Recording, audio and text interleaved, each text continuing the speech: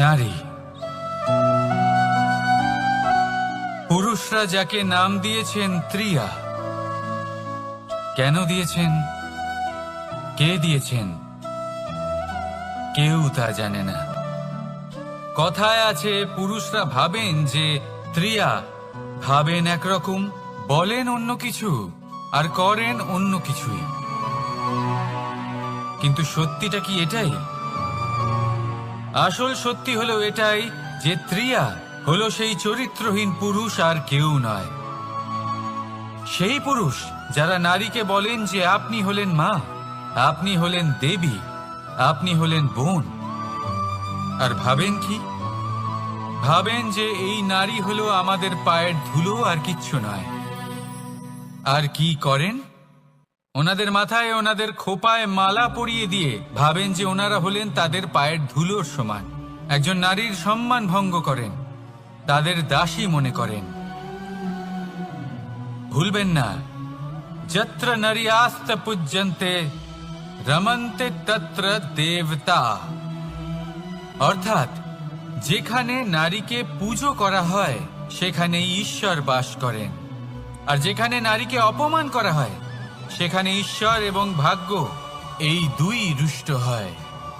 মনে রাখবেন, যদি নারী কল্যাণকারী হতে পারেন তাহলে নারী মহাচণ্ডী রূপও ধারণ করতে পারেন। যদি একজন নারী মাতা হয়ে জন্মদান করতে পারেন তাহলে নারী মৃত্যু হয়ে বিনাশও করতে পারেন। যেখানে নারী অপমানিত হবেন সেখানে মহান ভারতও মহাভারতের পথে অগ্রসর হতে পারে। তাই মনে রাখবেন, নারীর অপমান যেন কখনোই না ঘটে। আর যদি কোথাও নারীর অপমান হয় তার অর্থ হলো আপনার বিনাশ আপনার দিকেই আসছে। আর এটা হলো তার প্রথম পদক্ষেপের প্রথম পদধ্বনি। রাধা রাধা। যদি সন্তান কোনো দুষ্কর্ম করে তাহলে সেই অপরাধ শুধু কি সেই সন্তানের? না, যদি সন্তান দুষ্কর্ম করে তাহলে অপরাধী তার মাতা পিতাও, যারা পুত্রমোহর কারণে সেই অনুচিত কাজে তাকে বাধা দেননি। অপরাধী হলেন তার পিতামহ, যিনি নিজের কর্তব্যবোধের কারণে নিজের পরিবারের যত্ন নেননি, যিনি সন্তানকে কখনো শাস্তি দেননি। অপরাধী হলেন তার সেই গুরুও, যিনি নিজের শিষ্যের সেই দুষ্কর্ম দেখেও তাকে প্রতিহত করতে পারেননি। একজন হবু রাজার কর্তব্য হলো নিজের প্রজার কাছে সে যেন এক উদাহরণ প্রস্তুত করতে পারে। কিন্তু যদি এত অনুচিত উদাহরণ প্রস্তুত হয়ে থাকে তাহলে মা বাবার, বাড়ির বয়োজ্যেষ্ঠদের কর্তব্য হলো ওনারা যেন সেটা সেখানেই থামায়, হয় ভালোবেসে নয়তো শাস্তি দিয়ে। যদি না থামানো হয় তাহলে মহাভারত অবশ্যম্ভাবী। বিজয়, বিজয় লাভের জন্য মানুষ কি না করে থাকে, যে কোনো সম্ভাব্য প্রচেষ্টা করে। কিন্তু নিজের বিজয় লাভের জন্য বাজিতে যা ইচ্ছে তাই রেখে দেওয়া কি উচিত কাজ? কখনোই নয়। নিজের হারানো সম্মান, নিজের হারানো সম্পত্তি, নিজের হারানো অধিকার ফিরে পাওয়ার শুধু একটাই পথ রয়েছে, আর তা হলো পুরুষার্থ, দ্রুতক্রিয়া নয়। যে মানুষ নিজেই হেরে গেছে, নিজেই নিজের জয়লাভ করার জন্য অন্য কাউকে কিভাবে বাজিতে রাখতে পারে? এ হলো সম্পূর্ণরূপে অনুচিত। অনেক সময় অনেক ধন লাভ করার জন্য, অনেক সম্পত্তি লাভ করার জন্য আমরা নিজের আসল ধন, আমাদের আপনজন, তাদেরকে হারিয়ে ফেলতেও প্রস্তুত হয়ে যাই। এটা একেবারেই উচিত নয়। যত বড়ই সংকট আসুক না কেন, আমাদের আপনজনদের আমাদের সাথেই রাখা উচিত। নিজের বিজয়ের জন্য ওনাদের বাজি রাখা ঠিক নয়। এই ভুল কেউ একজন করেছেন, আপনি তা ভুলেও করবেন না। রাধা রাধা। নারী জন্মসূত্রে কারোর কন্যা, ধর্মসূত্রে কারোর পত্নী, আর কর্মসূত্রে কারোর মা। আমাদের মনে এই ছবি আঁকা রয়েছে একজন নারীকে নিয়ে, তাই না? একটা অতুলনীয় ভূমিকা রয়েছে নারীদের আমাদের জীবনে, আর নারী ছাড়া আমরা কিছুই নই। কিন্তু অধিকার, সেখানে আমরা একটা ভুল করে বসি। যখন নারী একজন কন্যা থাকে, যখন সে জন্ম নেয়, তখন তার ওপর অধিকার থাকে তার পিতার। আর তারপর যখন বিয়ে হয়ে যায়, তখন তার অস্তিত্বের উপর অধিকার থাকে তার স্বামীর। আর যখন তিনি মা হন, তখন নিজেই তিনি জীবনের সমস্ত অধিকার দিয়ে দেন তার সন্তানকে। কিন্তু আমরা কি কখনো এটা ভেবেছি এই জীবন হলো তার নিজের? যে নারী সবার কল্যাণ করছেন, তার জীবনের অধিকারও তার কাছেই থাকা উচিত, তাই না? তার নিজের জীবনের সিদ্ধান্ত সে নিজেই নিতে পারেন, নিজেই নিজের ভাগ্যের রচয়িতা হতে পারেন। আর এর জন্য আমাদের নিজেদের পাল্টাতে হবে, দৃষ্টিভঙ্গি পাল্টাতে হবে। কারণ এই ধারণা সেটা আজ বা কালকের ব্যাপার নয়, এটা ঘটে চলেছে বহু বছর ধরে, আর চলতেই থাকবে যদি আমরা এটা না বদলাই। আর এটা তখনই সম্ভব হবে যখন আমরা নিজেদের মধ্যে পরিবর্তন আনব। তাই আজকের পর থেকে, এই মুহূর্ত থেকে, কোনো নারীর ওপর অকারণ অধিকার স্থাপনের আগে সহস্রবার ভেবে দেখবেন। কারণ যখন নারী নিজের অধিকার কেড়ে নিতে বাধ্য হবেন, তখন শুধু এবং শুধুমাত্র বিনাশই ঘটবে। রাধা রাধা। অনেক ব্যক্তির মনে একটা প্রশ্ন জাগে আমাকে আর রাধাকে নিয়ে। বলেন যে, না আমি আর রাধা একসাথে থাকি, না আমাদের বিয়ে হয়েছে, আমি এখানে দ্বারকাতে, ও ওখানে বর্ষণাতে, তাও এত ভালোবাসা কি করে? এ কেমন সম্পর্ক? আমি তাদের একটা সহজ কথা বলতে চাই। আপনি কখনো আয়নার দিকে দেখেছেন? নিজের দুই চোখের দিকে তাকিয়ে জিজ্ঞাসা করুন, এই দুই চোখ একসাথে কেন বন্ধ হয়, একসাথে কেন খোলে, একসাথে কেন ঘুমোয়, একসাথে কেন কাঁদে? আজীবন কোনো এক মানুষের সাথে সম্পর্ক রাখা অবশ্যই সম্ভব, তাদের সাথে দেখা না করে। আমার আর রাধার ভালোবাসাও কিছুটা এরকমই, আর কিছুটা এরকমই হয় ভালোবাসা দুই নয়নের মতো, যারা কখনোই মিলিত হবে না, কিন্তু চিরকালের জন্য একসাথে জুড়ে থাকবে। এই অনুভূতি নিঃস্বার্থ হয়, আর এই নিঃস্বার্থ ভালোবাসা আপনাকে আনন্দের পথে অগ্রসর করে। জীবনে সবসময় নিঃস্বার্থভাবে ভালোবাসুন, শুধুমাত্র আনন্দই পাবেন। তাহলে আসুন আমার সাথে নিঃস্বার্থভাবে ভালোবেসে বলুন, রাধা রাধা। মানুষ, কোনো ব্যক্তির নির্মাণ হয় কিভাবে?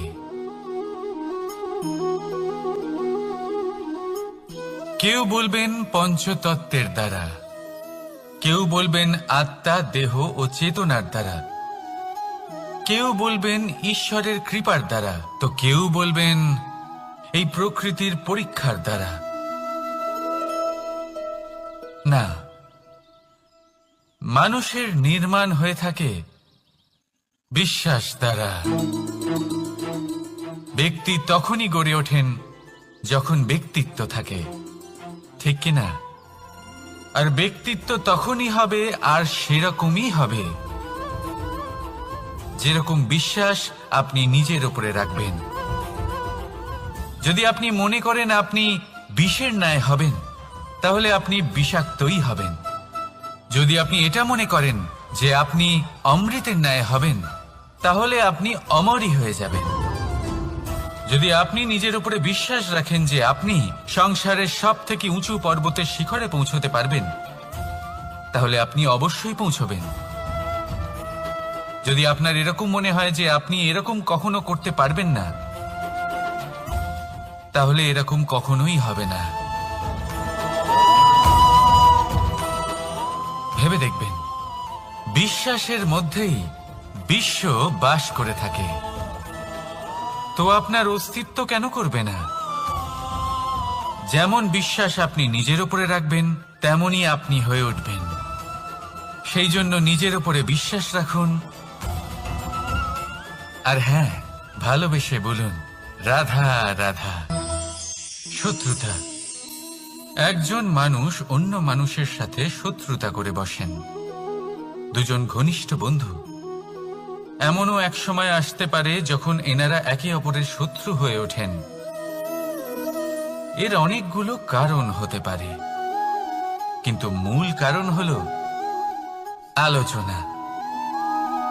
আগে হ্যাঁ, আপনি যদি কারোর বিষয়ে আলোচনা করেন তাহলে সে আপনার শত্রু হয়ে যেতে পারে। এবার মনে একটা প্রশ্ন আসতে পারে যে এটা কিভাবে সম্ভব হতে পারে? আলোচনা, এটা তো অত্যন্ত জরুরি। যদি আমি নিজের বন্ধুর খারাপ কাজের বিষয়ে আলোচনাই না করি তাহলে সে শুধরবে কি করে? এ কথা সত্যি যে আলোচনা আবশ্যক, কিন্তু তার থেকেও বেশি গুরুত্বপূর্ণ এবং আবশ্যক হলো আপনার এই সিদ্ধান্ত। সিদ্ধান্ত এটাই যে আপনার এই আলোচনা কোন স্থানে করবেন।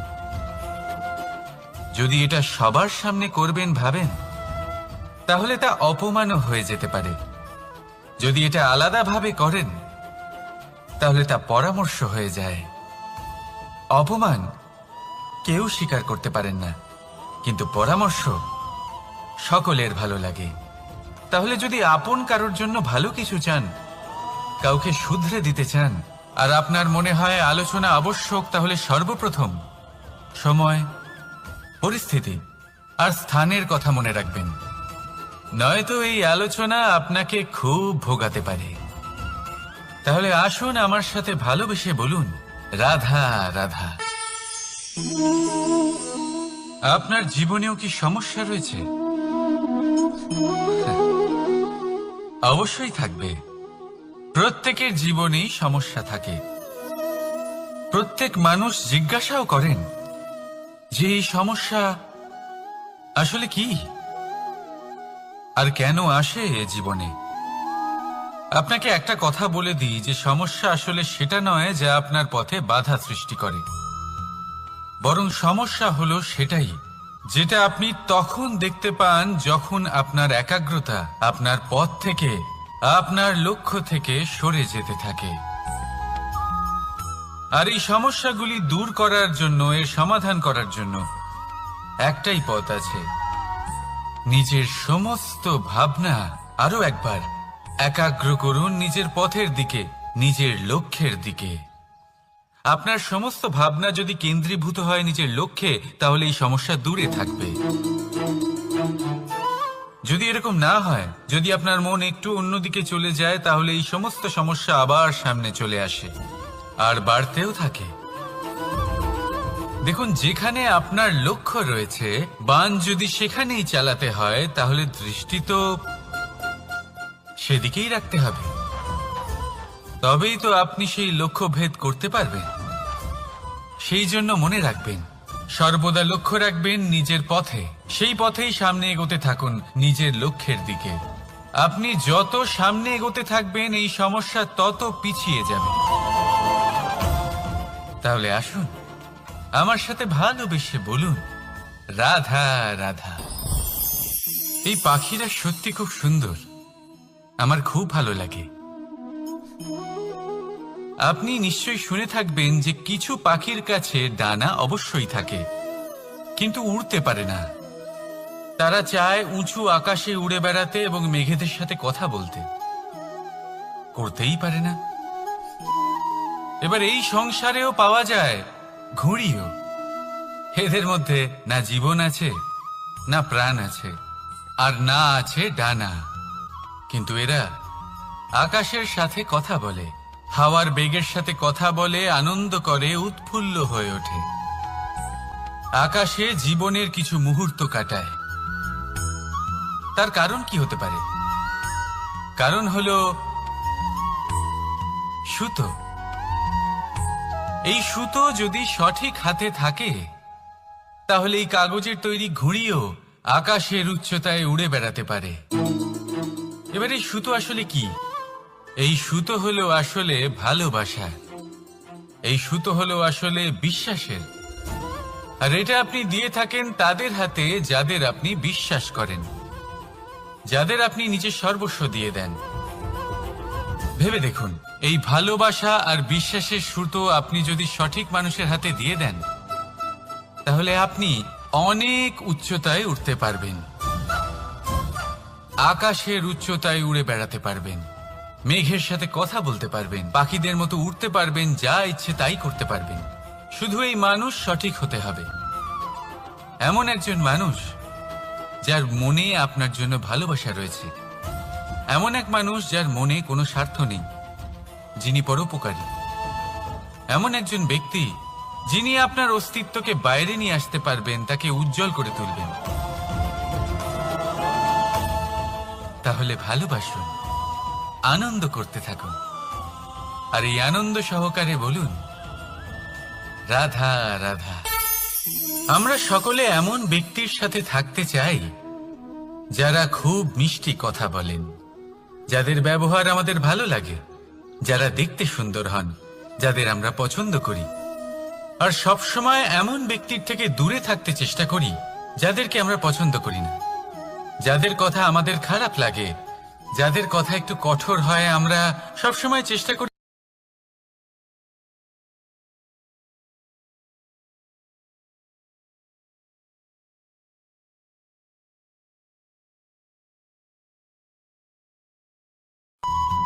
ওষুধও একটু কড়াই হয়, কিন্তু এ কি করে? আমাদের সুস্থ করে তোলে। ঠিক সেইভাবেই ভালোবাসার এই অধ্যায় একটু কঠিন, একটু কড়াও মনে হতে পারে, কিন্তু এর ফল সবসময় আপনাদের স্বাস্থ্যের পক্ষে ভালোই হয়। সেই জন্য যদি কেউ আপনার নিন্দে করে, আপনাকে কড়া কথা শোনায়, আপনার ব্যাপারে আলোচনা করে, তার মানে এটা নয় যে সে আপনার শত্রু। হতে পারে তিনি আপনার বন্ধু হন, আপনার জন্য ভালো চান, আপনাকে শুধরে নিতে চান, আপনার মধ্যে কোনো পরিবর্তন দেখতে চান। সেই জন্য কখনো কারোর কথা শুনে বা কাউকে দেখে প্রাথমিকভাবে এই সিদ্ধান্ত নেবেন না যে তিনি আপনার শত্রু হন নাকি আপনার বন্ধু হন। এমনও শত্রু হয়ে থাকেন যে গুড়ের মতো মিষ্টি মিষ্টি কথা বলে আসলে আপনাকে বিষ পান করিয়ে দেবেন। আর এমনও বন্ধু থাকেন যারা আসলে নিমের মতো কড়া কথা বলেন কিন্তু আপনাকে অমৃত পান করান। এদের মধ্যে পার্থক্য করতে জানতে হবে, কে আসলে শত্রু হন আবার কে আসলে মিত্র হন। এই পার্থক্য যখন আপনি করতে শিখবেন, তখন আপনি এই সংসারের সব থেকে সুখী প্রাণী হয়ে উঠবেন। এই পার্থক্য বোঝা সহজ নয়, কিন্তু অবশ্যই আবশ্যক। রাধা রাধা। অসুখ। এমন কোনো মানুষ আছেন এই সংসারে যার অসুখ করে না? প্রত্যেক মানুষ কখনো না কখনো অবশ্যই অসুস্থ হয়েছে, তার এই শরীর রোগের শিকার অবশ্যই হয়েছে। এবারে দেখুন, এই রোগ আসে আবার এই রোগ চলেও যায়, কিন্তু সেই রোগ আমাদের কষ্ট দিতে কেন সক্ষম হয়? কারণ হলো স্বচ্ছতা। যদি এই স্বচ্ছতা শরীরে না থাকে, তাহলে মানুষকে শারীরিক কষ্ট পেতেই হবে। ঠিক সেইভাবেই অত্যন্ত প্রয়োজনীয় হলো এই স্বচ্ছতা যেন মনেও থাকে। যদি এই স্বচ্ছতা মনে না থাকে, তাহলে মানুষ চারিত্রিকভাবে কষ্ট সহ্য করেন। এবারে নিবারণ কি হতে পারে? বড়ই সহজ এর উপশম। যদি রোগ শরীরে হয়, তাহলে সর্বপ্রথম স্বচ্ছতা বজায় রাখতে শিখুন, এই শরীরকে পরিষ্কার রাখতে শিখুন। বিচক্ষণতার সাথে এই রোগের সম্মুখীন হন, ভয় পাওয়ার কোনো দরকার নেই। ব্যায়াম করতে থাকুন, সব ঠিক হয়ে যাবে। সেইভাবেই যদি এই অসুখ মনে হয়, তাহলে কি করা যায়? সর্বপ্রথম তার আধারের উপরে নজর দিন। আপনার এই আধারই হলো আপনার আহার। যা আপনি আহার করবেন সেরকমই মানুষ হয়ে উঠবেন। সেইভাবেই আপনি যেরকম ভাবেন সেরকমই মানুষ হয়ে উঠবেন। সেই জন্য নিজের ভাবনাকে শুভ করুন, নিজের দৃষ্টিভঙ্গিকে শুভ করে তুলুন, সবকিছু সঠিক হবে। আপনার আমার সবার মধ্যেই এক রাক্ষস বাস করে, তার সম্মুখীন হন, তাকে পরাস্ত করুন। তাহলে এই রোগ সে শরীরেই হোক বা মনের মধ্যে, যদি সঠিক সময় তাকে আটকানো না যায়, তাহলে যে কোনো সময় তা মহামারীর রূপ ধারণ করবে। সেই জন্য সাবধানে থাকুন, সুস্থ থাকুন। তাহলে আসুন আমার সাথে ভালোবেসে বলুন রাধা রাধা। বাজ পাখিকে পক্ষীরাজ বলা হয়। বাজের আয়ু হলো মোটামুটি 70 বছর। এবার 40 বছর হতে হতেই ওদের পালক লম্বা এবং ভঙ্গুর হয়ে যেতে থাকে, ঠোঁট বেঁকে যায়, ডানা ভারী হয়ে যায়, অর্থাৎ আগের মতো উড়তে পারে না, সেই শক্তি থাকে না। এবার সেই বাজ কি করবে? বাজ সব থেকে কঠিন নির্বাচন করে, নির্বাচন নিজের পুনর্স্থাপনার। সর্বপ্রথম একটা বিশাল পর্বতে যায়, একান্তে নিজের এক বাসস্থান তৈরি করে, আর তারপরে পাথরের সাথে নিজের ঠোঁট বারবার আঘাত করতে করতে সেই ঠোঁট ভেঙে ফেলে। তারপরে সে অপেক্ষা করে সেই ঠোঁট পুনর্নির্মাণ হওয়ার। তারপর সেটাই করে নিজের পালকের সাথে। তারপরে নিজের ডানা থেকে এক এক করে ভারী পালকগুলো ছিঁড়ে ফেলে দেয়। আর তারপর 150 দিনের এই যন্ত্রণা সহ্য করার পরে ও ফিরে পায় নিজের ওড়বার অনন্য ক্ষমতা, সেই শক্তি। আর তারপরে ও জীবনের পরবর্তী 30 বছর বাঁচে। কি বুঝলেন আপনি? যদি ইচ্ছে শক্তি থাকে তাহলে একজন দুর্বলও শক্তিশালী হতে পারে। আপনিও এটাই করুন, নিজের অতীতের যন্ত্রণার বোঝাগুলিকে ত্যাগ করুন আর কল্পনার খোলা আকাশে উন্মুক্ত হয়ে উড়ে বেড়ান। নিজের পুনর্স্থাপনা করুন, তবেই সর্বশ্রেষ্ঠ হতে পারবেন। আর মনে রাখবেন, এই ছোট ছোট পদক্ষেপই বড় বড় শিখরে পৌঁছে দিতে পারে। তাহলে আসুন আর আমার সাথে ভালোবেসে বলুন রাধা রাধা। আপনি কি কখনো জলকে নিজের মুঠোতে ধরে রাখার চেষ্টা করেছেন? চলুন আজ করা যাক।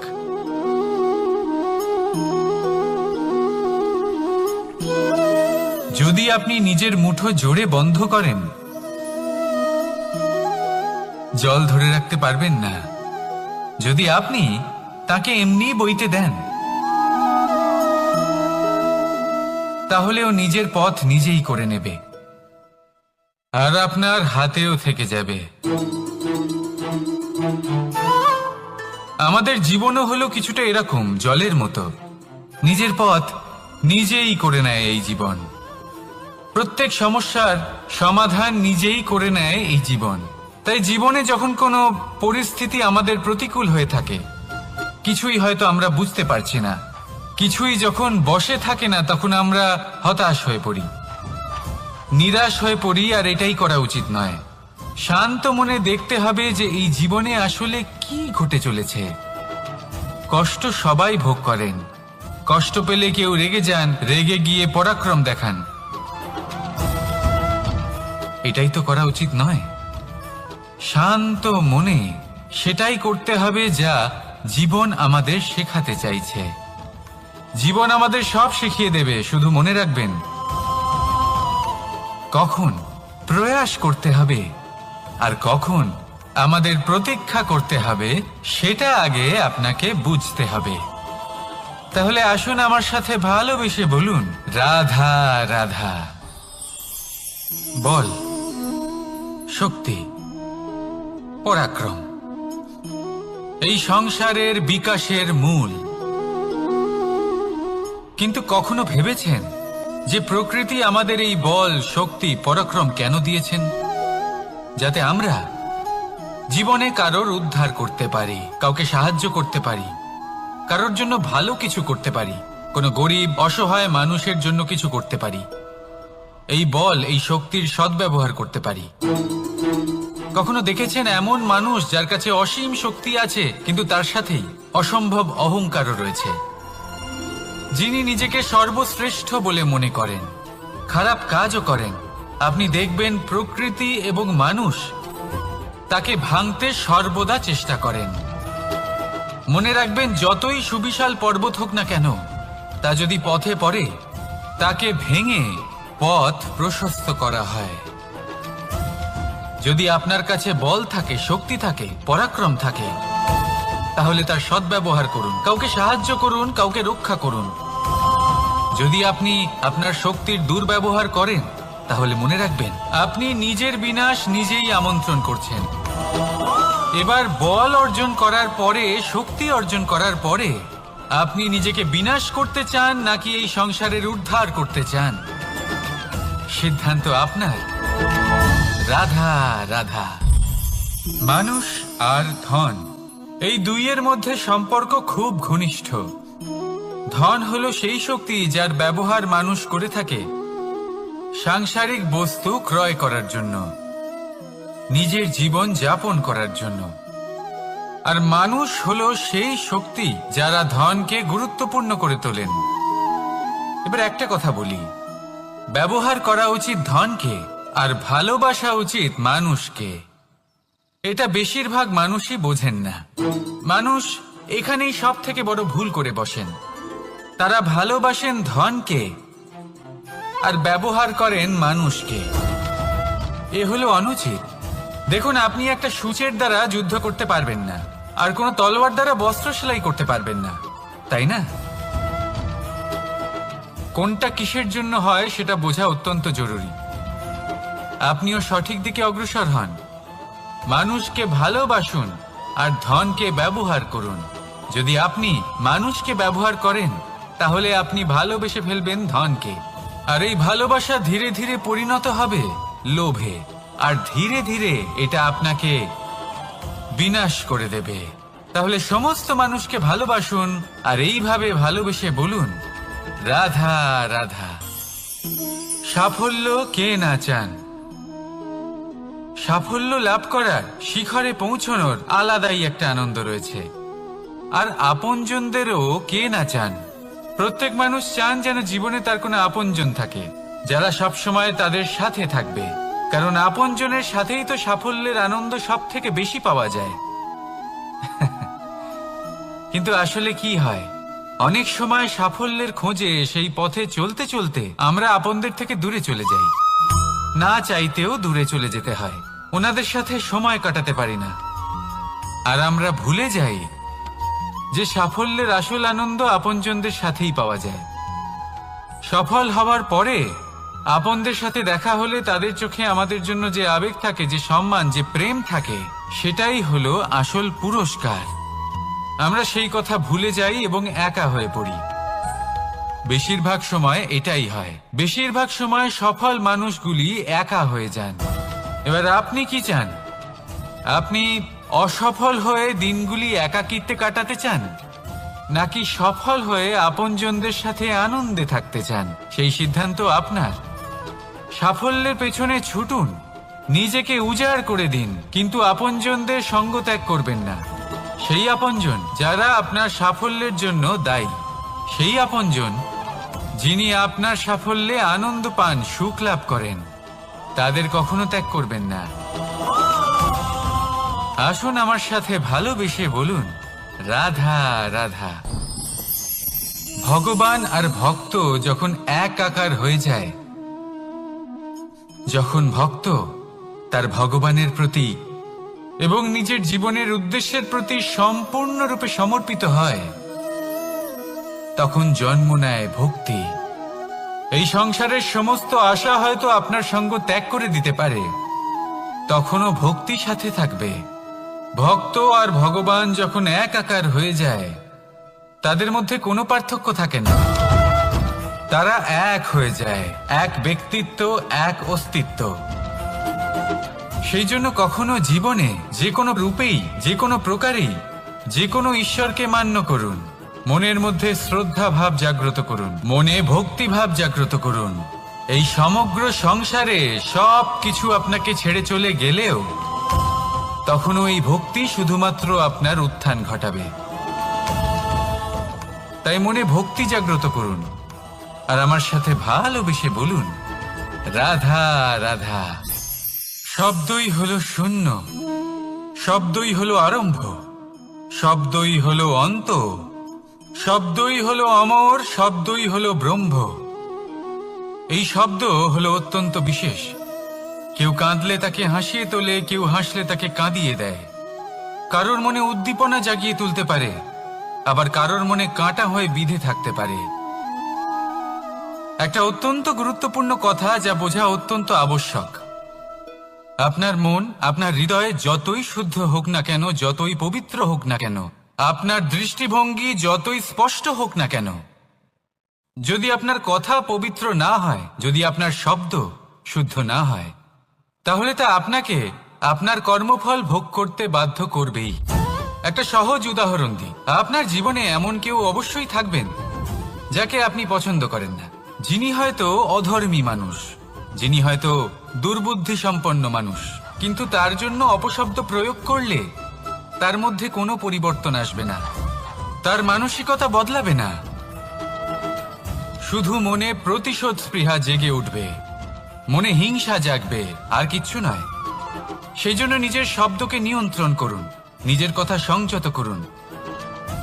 শ্রেষ্ঠ থেকে শ্রেষ্ঠতর মানুষকেও সাবধানী হতে হয়, কারণ যদি এই শব্দের প্রয়োগ সঠিক না হয়, তাহলে আজীবন মানুষকে নির্বাক হয়ে থাকতে হতে পারে। তাহলে নিজের শব্দ নিয়ন্ত্রিত রাখুন, নিজের কথাকে শুভ করুন, এতে প্রেমবোধ জাগিয়ে তুলুন, আর সেই প্রেমবোধ নিয়েই বলুন রাধা রাধা।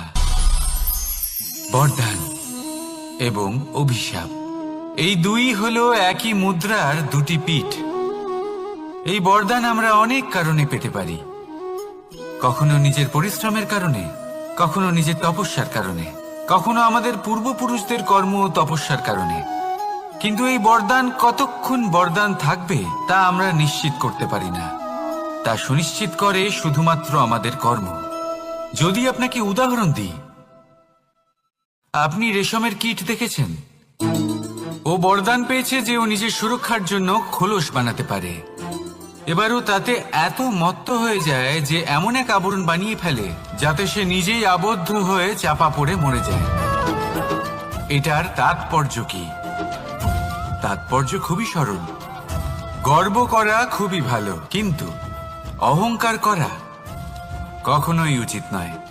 যদি অহংকার মনের মধ্যে প্রবেশ করে, তাহলে এই বরদান অভিশাপে পরিণত হতে সময় লাগে না। আর যদি কর্মশ্রেষ্ঠ হয়, তাহলে অভিশাপ বরদানে পরিণত হয়।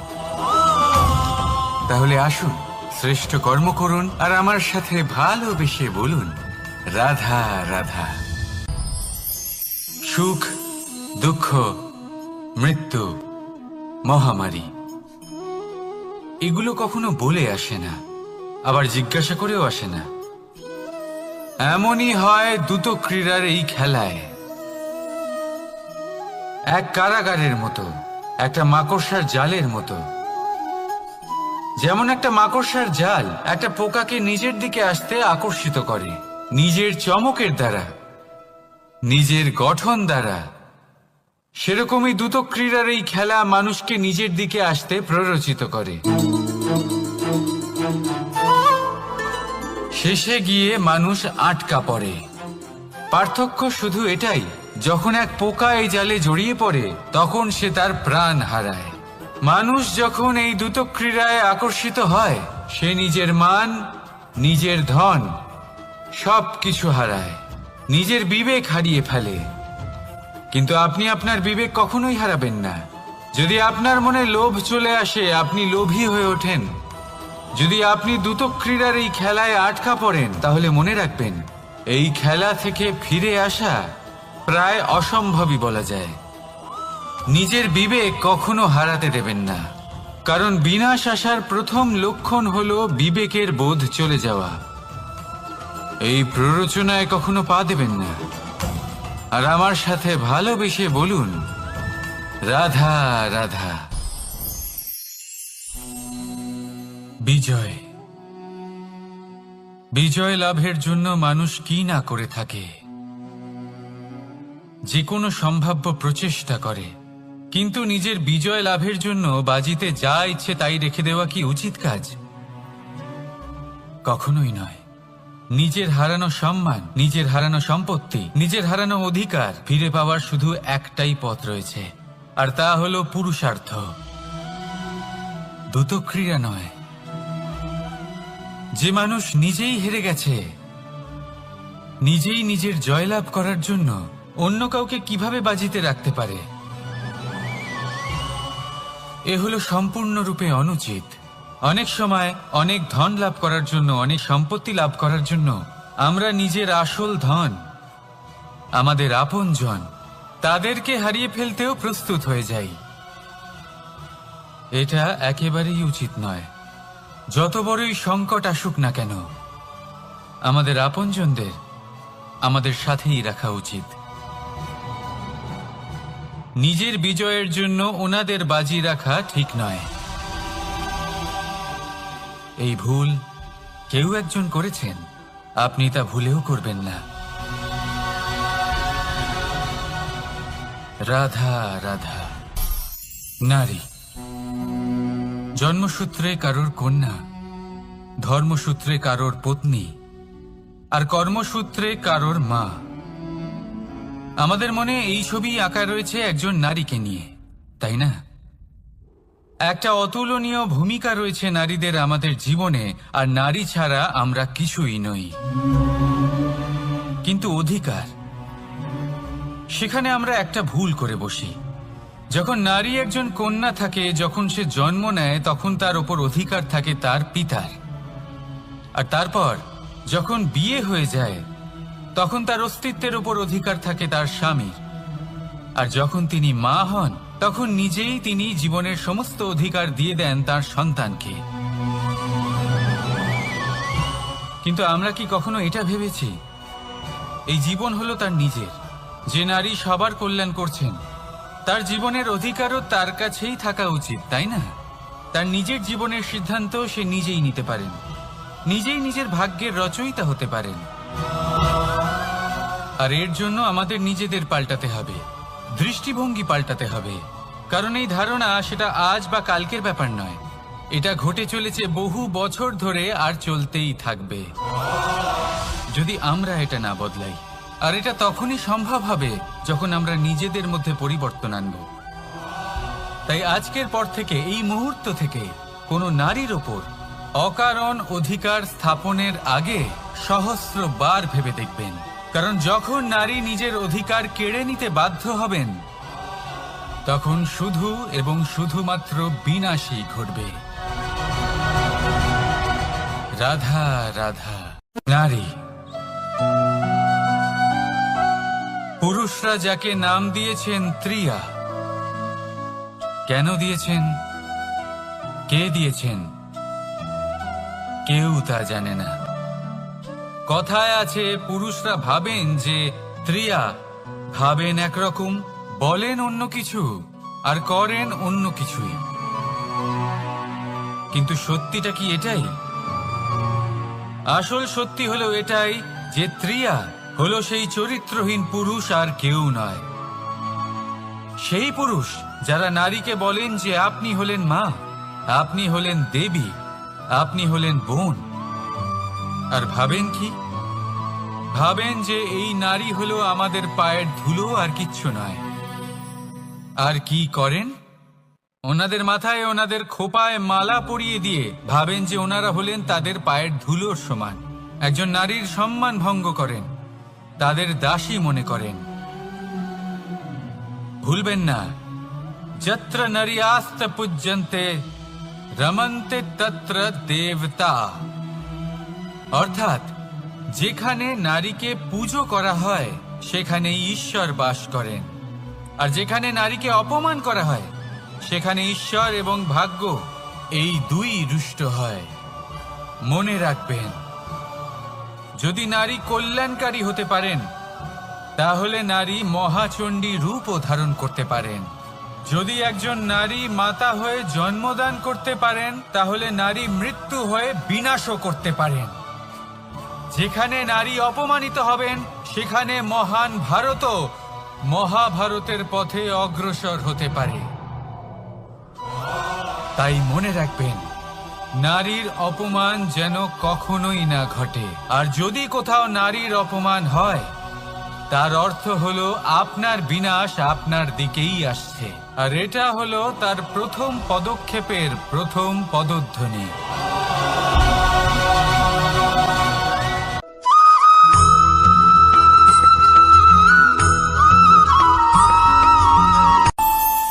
আমাদের মনে যখন কোনো প্রশ্ন ওঠে, কোনো দ্বন্দ্ব জাগে, তখন আমরা যাই আমাদের গুরুর কাছে, আমাদের আরাধ্যের কাছে গিয়ে জিজ্ঞেস করি। এইভাবেই একদিন আমি পৌঁছলাম আমার আরাধ্যের কাছে, আমার মহাদেবের কাছে, আর ওনাকে প্রশ্ন করলাম যে মহাদেব, জীবনে আনন্দ পাওয়ার, উৎসব পালনের, প্রেম ভাগ করে নেবার, জীবনকে উপভোগ করে নেওয়ার সর্বশ্রেষ্ঠ সময় কোনটা? মহাদেব হাসলেন আর উনি বললেন, জীবনে উৎসব পালনের সব থেকে শ্রেষ্ঠ দিন হল মৃত্যুর ঠিক আগের দিনটা। প্রেম ভাগ করে নেওয়ার সব থেকে শ্রেষ্ঠ মুহূর্ত হল মৃত্যুর ঠিক আগের মুহূর্ত। জীবনকে উপভোগ করে নেওয়ার সর্বশ্রেষ্ঠ প্রহর হল মৃত্যুর এক প্রহর পূর্বে। তখন আমি চমকে গেলাম। আমি বললাম, কিন্তু মহাদেব, মৃত্যু তো অনিশ্চিত, আমরা জানিও না কবে আমাদের মৃত্যু হবে। মহাদেব আবার হাসলেন। উনি বললেন যে যদি আমরা এভাবে জীবন কাটাই যে আমরা জীবনের প্রত্যেক দিন, প্রত্যেক মুহূর্ত, প্রত্যেক প্রহর শেষ বলে মনে করি, তাহলে আমাদের সমস্ত জীবন আনন্দের সাথেই অতিবাহিত হবে। কি বলেন?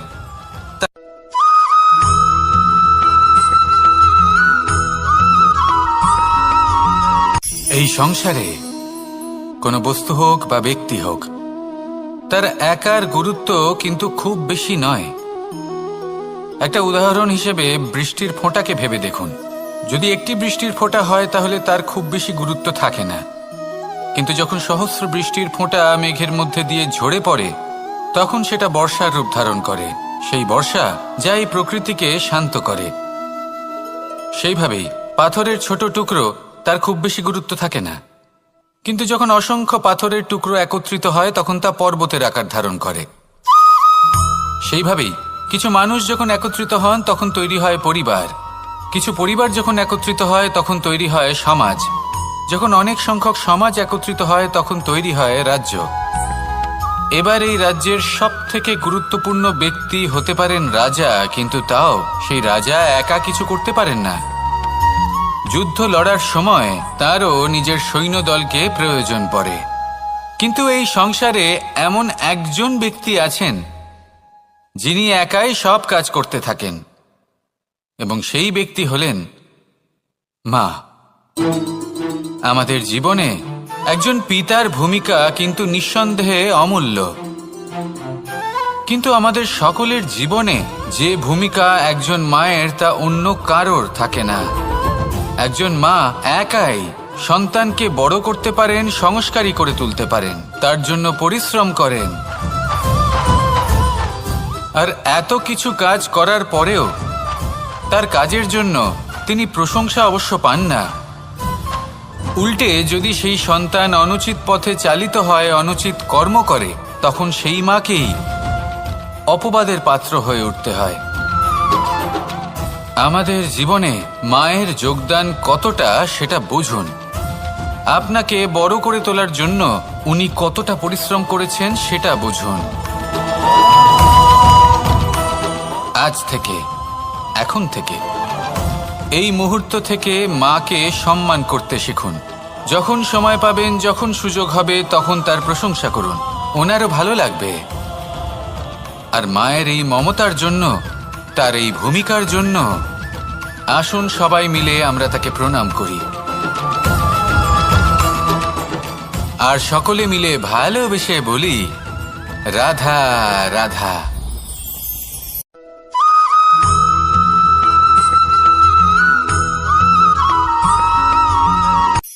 এই সংসারে সাফল্য লাভ করার জন্য জ্ঞানের প্রয়োজন হয়, পরিশ্রমের প্রয়োজন হয়, দৃঢ় নিষ্ঠার প্রয়োজন হয়, নিরন্তর চেষ্টা করা প্রয়োজনীয়। কিন্তু আরো কিছু আছে যা অত্যন্ত প্রয়োজনীয় এবং গুরুত্বপূর্ণ। তা হলো ভালো বন্ধু।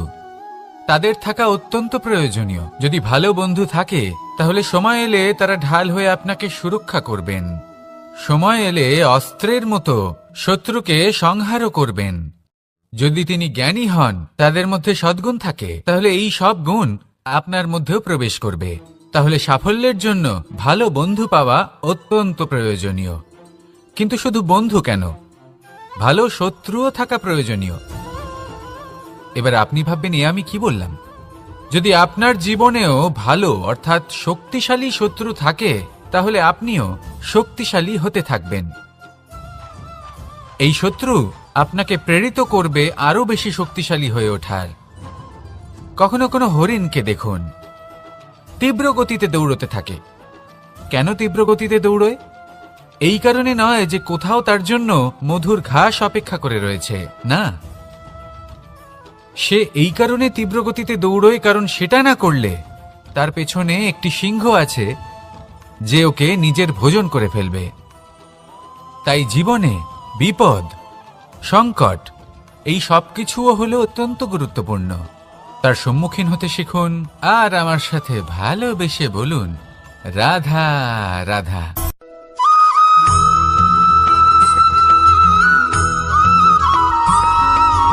কথায় আছে, প্রত্যেক পুত্র তার পিতার প্রতিচ্ছবি হয়, আর সমস্ত প্রতিচ্ছবি চায় যেন সে তার অস্তিত্ব প্রাপ্ত করতে পারে। পুত্র চায় সে যেন তার পিতার মতো হয়, বা কখনো কখনো তার থেকেও শ্রেষ্ঠ হয়। সেটা কোনো অনুচিত ব্যাপার নয়। অনুচিত তখন হয় যখন পুত্র নিজের পিতার মতো হবার স্বপ্ন পূরণ করতে গিয়ে বা তার থেকেও শ্রেষ্ঠ হওয়ার স্বপ্ন পূরণে অনুচিত পথের আশ্রয় নেয়। কারণ তারপরে সে তার পিতার গুণগুলি আত্মসাৎ করতে চায় না। সে শুধুই এটা চায় যে সংসারের চোখে যেন আমি শ্রেষ্ঠ প্রমাণিত হই। এটা অনুচিত। সংসারে এমন অনেক মানুষ আছেন যারা এই কারণে শ্রেষ্ঠ হবার চেষ্টা করেন যাতে তার পরিবারের তার পিতার সম্মান বৃদ্ধি পায়। এমনও মানুষ থাকেন, আর এটাই হলো পার্থক্য উদ্দেশ্যের। মনে রাখবেন, যদি আপনার উদ্দেশ্য শুভ হয় তাহলে পথও শুভ হবে, যদি আপনার উদ্দেশ্য অশুভ হয় তাহলে পথও অশুভ হবে। তাহলে নিজের পিতার মতো হবার চেষ্টা অবশ্যই করুন, তার থেকেও শ্রেষ্ঠ হওয়ার চেষ্টা অবশ্যই করুন, কিন্তু মনে রাখবেন আপনার সংকল্প আর আপনার উদ্দেশ্য এই দুই শুভ হওয়া উচিত। তাহলে আসুন আর আমার সাথে ভালোবেসে বলুন, রাধা রাধা।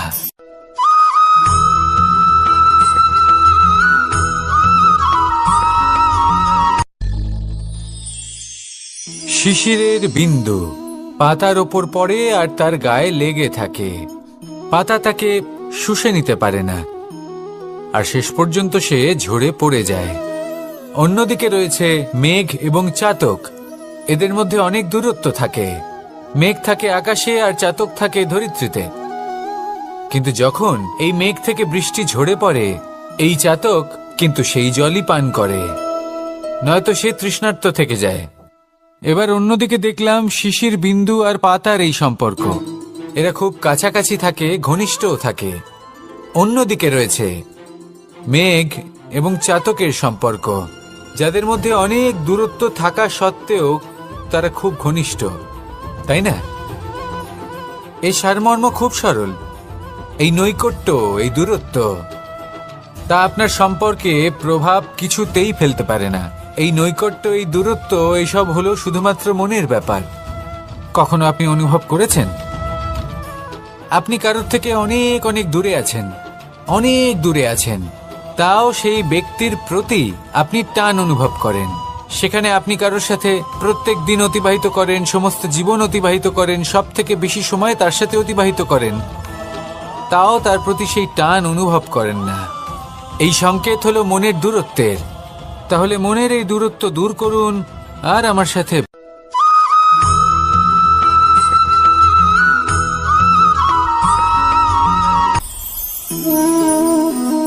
শক্তি এক অত্যন্ত বিচিত্র বস্তু, বা বলতে পারেন অনুভূতি। পিতা সবসময় চান যেন তিনি তার শক্তি পুত্রকে। আসুন আপনাকে সহজে বোঝাই। যদি আপনি সুপাত্র হন আর আপনাকে শক্তি দেওয়া হয়, তাহলে আপনি সেই শক্তির গুরুত্ব বুঝবেন, কোথায় সেই শক্তি প্রয়োগ করা উচিত সেটা বুঝবেন। আর এটা যেহেতু অর্জন করা শক্তি হবে, সেই শক্তির অপব্যবহার হবে না। কিন্তু যদি এই আপনি কুপাত্র হন আর যদি আপনাকে এই শক্তি দেওয়া হয়, তাহলে কি হবে? দেখতে গেলে এই শক্তি আপনি দান হিসেবে পেয়েছেন, তাই না আপনি এই শক্তির গুরুত্ব বুঝবেন আর না এর প্রয়োগ আপনি জানবেন। তার অপব্যবহার হওয়া সুনিশ্চিত। তাই যদি আপনি কোনো শক্তি অর্জন করতে চান তাহলে আগে তার যোগ্য হয়ে উঠুন, পুত্র নয় পাত্র হয়ে উঠুন। আর আমার সাথে ভালোবেসে বলুন, রাধা রাধা।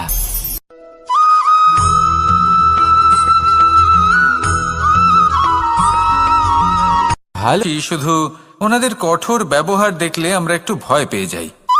এবার ওনাদের এই কঠোর ব্যবহার আমাদের ভালো না লাগলেও অত্যন্ত আবশ্যক, কারণ মাতার থেকে আমরা যে শক্তি লাভ করি তা যেন নিয়ন্ত্রণ হারিয়ে বিধ্বংসী না হয়ে ওঠে। আমরা যেন কোনো কুপথে না চলে যাই, আমরা কখনো যেন দোষ না করে ফেলি। শুধু সেই জন্য পিতা এবং গুরু একটু কঠোর হয়ে ওঠেন, এবং ওনাদের এই কঠোর আচরণ ভবিষ্যতে গিয়ে আমরা অবশ্যই বুঝতে পারি। জীবনে কিছু বছর আমরা এগিয়ে যাই আর তারপর আমরা বুঝতে পারি যে বাবা এবং গুরু আমাদের যথেষ্ট ভালোবাসতেন, কিন্তু ওনাদের ভালোবাসার বহিঃপ্রকাশ আলাদা। প্রয়োজনীয় হলো এটা দেখার, এটা বোঝার যে শুরু থেকে আমাদের প্রতি ওনাদের আচরণ কেমন ছিল। ওনাদের কঠোর হওয়ার পেছনে ওনাদের ভালোবাসাটা বোঝার চেষ্টা করুন, ওনাদের চিন্তাটা বোঝার চেষ্টা করুন, ওনাদের পথপ্রদর্শনের আড়ালে আপনার ভবিষ্যতের জন্য যে পরিকল্পনা ওনারা করেছেন সেটা বোঝার চেষ্টা করুন। তখন আপনারা বুঝতে পারবেন ওনাদের ভালোবাসাকে। আপনার মনের মধ্যে আপনা থেকেই ওনাদের প্রতি সম্মান জেগে উঠবে। নিজের পিতা এবং নিজের গুরু এই দুজনের প্রতি কৃতজ্ঞতা প্রকাশ করুন আর আমার সাথে ভালোবেসে বলুন, রাধা রাধা।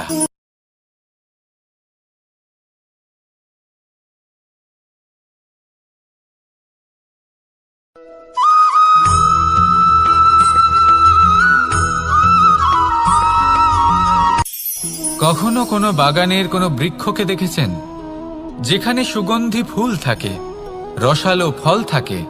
তখন মন প্রফুল্ল হয়ে ওঠে, মন থেকে সেই বৃক্ষের প্রতি ভালোবাসা জন্মায়।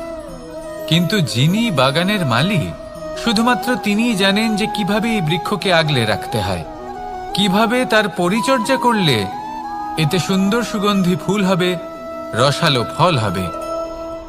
কখনো কখনো প্রয়োজনের থেকে বেশি রোদ পেলে এই বৃক্ষগুলি শুকিয়ে যায়, প্রয়োজনের থেকে কম রোদ পেলেও এই বৃক্ষ কিন্তু শুকিয়ে যায়।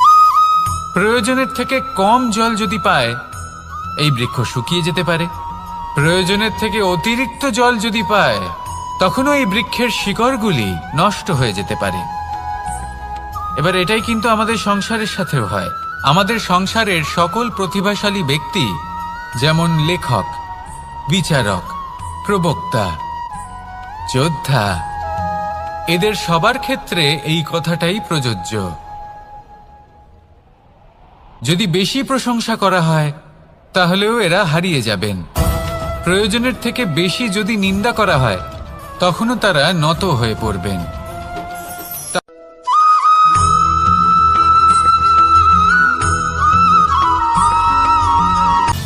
সময়, জীবন, কাল। দেখতে গেলে এই তিনটি শব্দ একটি শব্দেরই সমার্থক শব্দ মনে হয়, কিন্তু এই শব্দগুলির অর্থ কি সমান? কখনোই নয়। হ্যাঁ, এই সময় চলতে থাকে, জীবন চলতে থাকে, কালচক্র চলতে থাকে। এই সময় কেটে যায়, কিন্তু এই জীবন একে যাপন করতে হয়। কি বলেন? এই জীবনে কিছু করুন বা কিছু না করুন, জীবন এমনি কেটে যাবে, আপনি জানতেও পারবেন না। কিন্তু সেটা আমাদের উদ্দেশ্য নয়, একে যাপন করতে হবে। এই জীবনে প্রেরণা পেতে শিখুন, প্রেরণা দিতে শিখুন, আহ্বান গ্রহণ করতে শিখুন, আহ্বান জানাতে শিখুন, মহান কাজ করতে শিখুন, ধন্যাত্মক বোধ জাগিয়ে তুলুন। জীবন অতিবাহিত করার অর্থ কি তা আপনি শিখে যাবেন।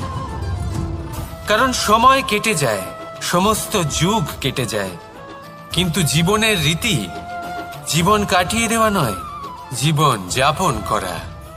এই জীবন সম্পূর্ণরূপে অনুভব করতে হবে, নতুন পথ বানাতে হবে।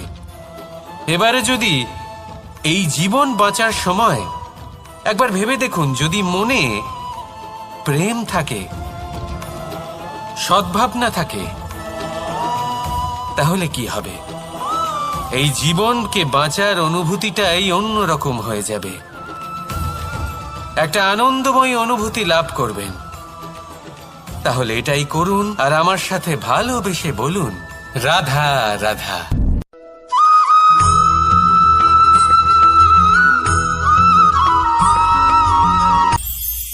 এটা হলো ধান গাছ। এর থেকে যে চাল উৎপন্ন হয় তা মানুষ গ্রহণ করেন। আর এটা কি? এ হলো জংলি ঘাস। একবার ভেবে দেখুন, যদি এই জংলি ঘাস ধান গাছের আশেপাশে থাকে তাহলে কি হবে? ধান উৎপন্ন হতে পারবে? তা উৎকৃষ্ট হতে পারবে? আমরা কি তা গ্রহণ করতে পারবো? কখনোই নয়। এই জংলি ঘাস ধানকে নষ্ট করে দেবে, কিন্তু নিজে জীবিত থাকবে। এটাই হলো আজকের শিক্ষা।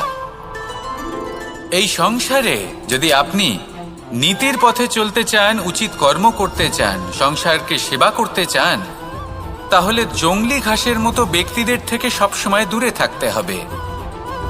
সেই ব্যক্তি যারা দুর্নীতি এবং মিথ্যা দ্বারা পরিপূর্ণ, যাদের ব্যবহার অশুভ, যাদের অনেক অশুভ গুণ রয়েছে, তারা সঠিক নয়।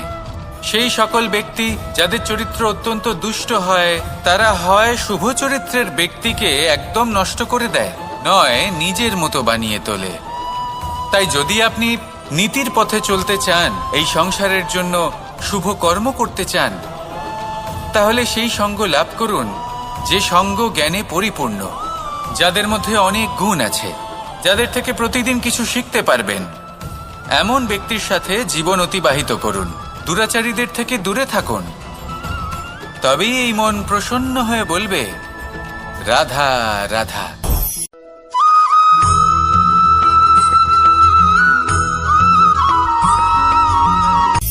সূচের শেষে একটি ছিদ্র থাকে, যার দ্বারা আমরা এই সুতো পরাতে পারি।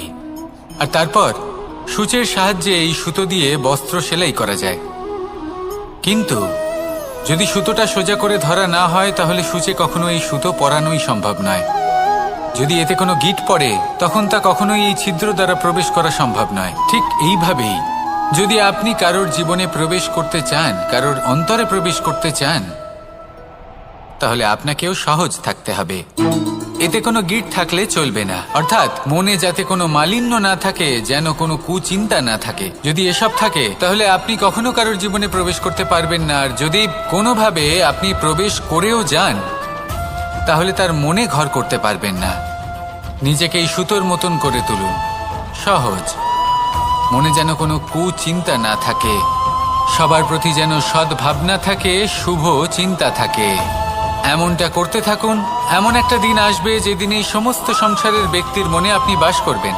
আর তখন এই মন প্রসন্ন হয়ে বলবে, রাধা রাধা।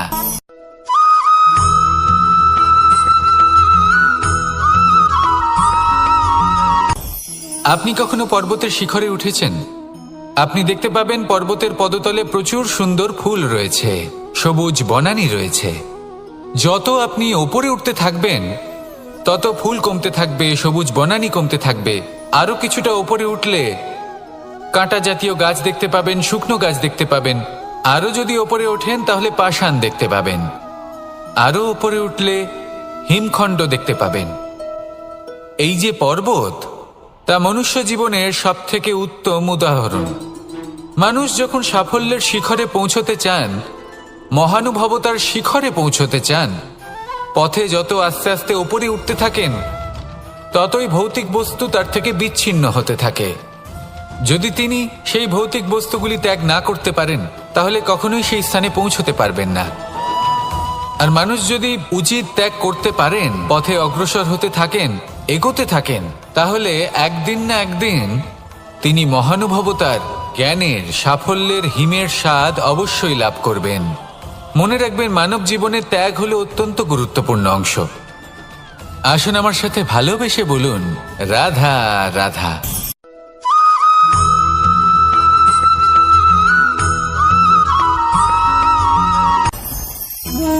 ভোজন। এবার ভোজন সংগ্রহ করার জন্য মানুষ কি না করেন, সব সময় চেষ্টা করতে থাকেন। ফসল উৎপাদনের জন্য অনেক পরিশ্রম করতে থাকেন, কিন্তু অনেক সময় অনেক পরিশ্রম করার পরেও ফসল ভালো উৎপাদন হয় না। এর কারণ কি? কারণ হলো এটাই যে আপনি পরিশ্রম হয়তো অনেক করেছেন, কিন্তু আপনার নজর তো সেই বীজের দিকে ছিলই না যা আপনি রোপণ করেছেন। সেই জন্য সব সময় কোনো বীজ রোপণ করার আগে তাকে পরখ করে দেখুন, তা অত্যন্ত আবশ্যক। আর সেইভাবেই যখনই কোনো কর্মের প্রশ্ন আসে, তাহলে সেখানে শুধুমাত্র পরিশ্রম যথেষ্ট নয়, সেই কাজের প্রতি আপনার কর্তব্য কি, আপনার উদ্দেশ্য কি, সেটা জানা হলো অত্যন্ত গুরুত্বপূর্ণ। তাই কর্ম করুন, কিন্তু সেই কর্মের প্রতি আপনার যা উদ্দেশ্য তার মাহাত্ম্য বুঝতে চেষ্টা করুন। তাহলে আসুন আমার সাথে ভালোবেসে বলুন, রাধা রাধা।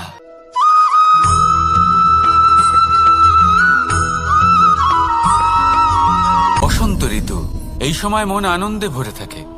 এমন মনে হয় যেন আমরা আকাশে বিচরণ করতে চলে যাই, কিন্তু সেটা তো সম্ভব নয়। সেই জন্য হয়তো আমরা ঘুড়ি ওড়াই, এই ঘুড়িকে নিজেদের প্রতিরূপ মনে করে।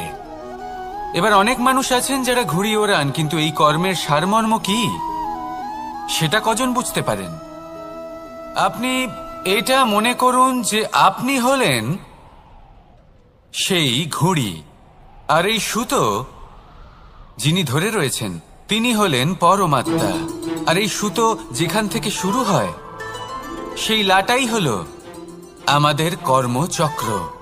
এবার আপনি নিজেই অনুমান করুন যে এই উড়ান কার ওপর নির্ভরশীল, পরমাত্মার ওপর আর আপনার কর্মের ওপর। যদি পরমাত্মা আপনার হাত ধরে থাকেন, আপনার সাথে থাকেন, যদি আপনি শুভ কর্ম করতে থাকেন, আপনি এই আকাশে উড়তে থাকবেন। কিন্তু কোথাও কোথাও যদি পরমাত্মার সাথে এই বন্ধন ছিন্ন হয়, আপনার কর্মচক্র খারাপ হয়ে যায় বা থেমে যায়, তাহলে আপনার এই ঘুড়ি কেটে যাবে আর দূরে কোনো গাছের ডালে গিয়ে আটকে যাবে। তাই শুধুমাত্র ঘুড়ি ওড়াবেন না, তার থেকে শিখুন, পরমাত্মার সাহচর্যে থাকুন, সবসময় শুভ কর্ম করতে থাকুন আর সবসময় এই আকাশে উড়তে থাকুন। আসুন আর আমার সাথে ভালোবেসে বলুন, রাধা।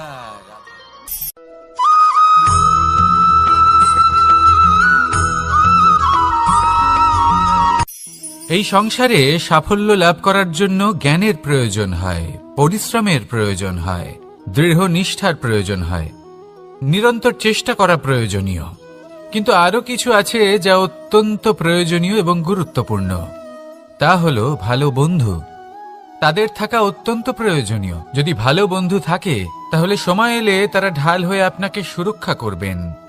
সময় এলে অস্ত্রের মতো শত্রুকে সংহারও করবেন। যদি তিনি জ্ঞানী হন, তাদের মধ্যে সদ্গুণ থাকে, তাহলে এই সব গুণ আপনার মধ্যেও প্রবেশ করবে। তাহলে সাফল্যের জন্য ভালো বন্ধু পাওয়া অত্যন্ত প্রয়োজনীয়। কিন্তু শুধু বন্ধু কেন, ভালো শত্রুও থাকা প্রয়োজনীয়। এবার আপনি ভাববেন, আমি কি বললাম? যদি আপনার জীবনেও ভালো অর্থাৎ শক্তিশালী শত্রু থাকে, তাহলে আপনিও শক্তিশালী হতে থাকবেন। এই শত্রু আপনাকে প্রেরিত করবে আরো বেশি শক্তিশালী হয়ে ওঠার। কখনো কোনো হরিণকে দেখুন, তীব্র গতিতে দৌড়তে থাকে। কেন তীব্র গতিতে দৌড়য়? এই কারণে নয় যে কোথাও তার জন্য মধুর ঘাস অপেক্ষা করে রয়েছে, না। সে এই কারণে তীব্র গতিতে দৌড়য় কারণ সেটা না করলে তার পেছনে একটি সিংহ আছে যে ওকে নিজের ভোজন করে ফেলবে। তাই জীবনে বিপদ, সংকট, এই সবকিছুও হলো অত্যন্ত গুরুত্বপূর্ণ। তার সম্মুখীন হতে শিখুন আর আমার সাথে ভালোবেসে বলুন, রাধা রাধা।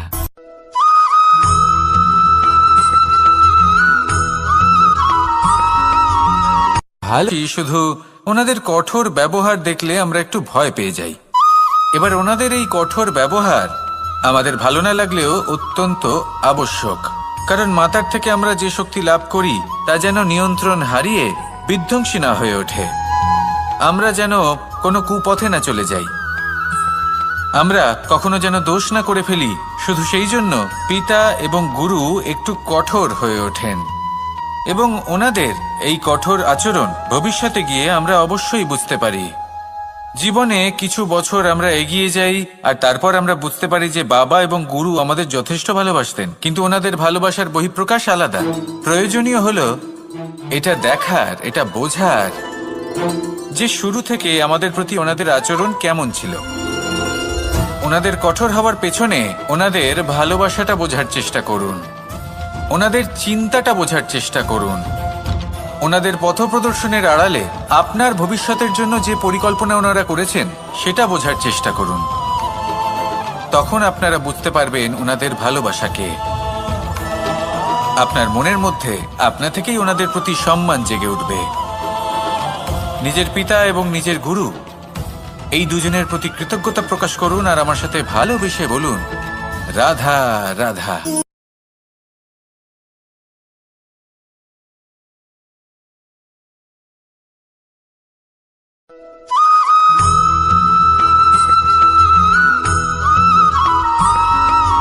কথায় আছে, প্রত্যেক পুত্র তার পিতার প্রতিচ্ছবি হয়, আর সমস্ত প্রতিচ্ছবি চায় যেন সে তার অস্তিত্ব প্রাপ্ত করতে পারে। পুত্র চায় সে যেন তার পিতার মতো হয়, বা কখনো কখনো তার থেকেও শ্রেষ্ঠ হয়। সেটা কোনো অনুচিত ব্যাপার নয়। অনুচিত তখন হয় যখন পুত্র নিজের পিতার মতো হবার স্বপ্ন পূরণ করতে গিয়ে বা তার থেকেও শ্রেষ্ঠ হওয়ার স্বপ্ন পূরণে অনুচিত পথের আশ্রয় নেয়। কারণ তারপরে সে তার পিতার গুণগুলি আত্মসাৎ করতে চায় না। সে শুধুই এটা চায় যে সংসারের চোখে যেন আমি শ্রেষ্ঠ প্রমাণিত হই। এটা অনুচিত। সংসারে এমন অনেক মানুষ আছেন যারা এই কারণে শ্রেষ্ঠ হওয়ার চেষ্টা করেন যাতে তার পরিবারের তার পিতার সম্মান বৃদ্ধি পায়। এমনও মানুষ থাকেন, আর এটাই হলো পার্থক্য উদ্দেশ্যের। মনে রাখবেন, যদি আপনার উদ্দেশ্য শুভ হয় তাহলে পথও শুভ হবে, যদি আপনার উদ্দেশ্য অশুভ হয় তাহলে পথও অশুভ হবে। তাহলে নিজের পিতার মতো হবার চেষ্টা অবশ্যই করুন, তার থেকেও শ্রেষ্ঠ হওয়ার চেষ্টা অবশ্যই করুন, কিন্তু মনে রাখবেন আপনার সংকল্প আর আপনার উদ্দেশ্য এই দুই শুভ হওয়া উচিত। তাহলে আসুন আর আমার সাথে ভালোবেসে বলুন, রাধা রাধা।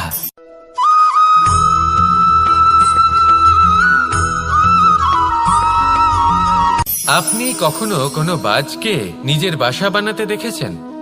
এই বাজ যখনই কোনো বাসা বানায় তখন উঁচু গাছের ডালে বা কোনো পর্বতের শিখরে বাসা বানায়, অনেক উচ্চতায়, আর সেখানে তার সন্তানও জন্মগ্রহণ করে। যখন এই সন্তানেরা জন্মায় তখন এই বাজ খুবই ভালোবেসে এবং খুব সাবধানে এদের পালন পোষণ করে। নিজের ঠোঁট দিয়ে তাদের ঠোঁটে খাবার পরিবেশন করে। কিন্তু যেই সেই সন্তানেরা হৃষ্টপুষ্ট হয়ে যায় এবং সেই কথা বাজ নিজে বুঝতে পেরে যায়, সেই বাজ নিজেই সেই বাসা ছিন্ন ভিন্ন করে দেয়। সেই সন্তান যাদের সবেমাত্র ডানা গজিয়েছে, কিভাবে উঠতে হয় তারা জানে না, সেই সন্তানগুলিকে উচ্চতা থেকে ঠেলে দেয়। সেই সন্তান প্রথমে ভয়ভীত হয়ে যায়। তারা সামনে মৃত্যুকে দেখতে পেয়ে ভয়ের কারণে তাদের ডানা ঝাপটাতে থাকে, আর সেই প্রক্রিয়াতেই সেই সন্তানগুলি উড়তে শুরু করে দেয়।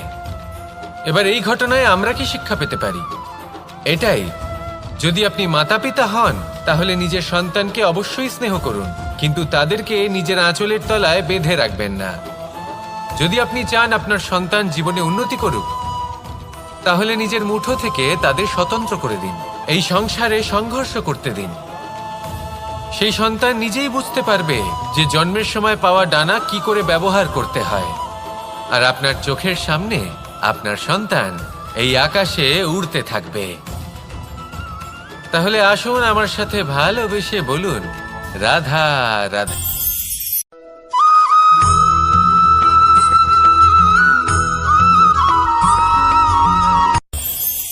এই সংসারে আমরা প্রকাশ কোথা থেকে পাই?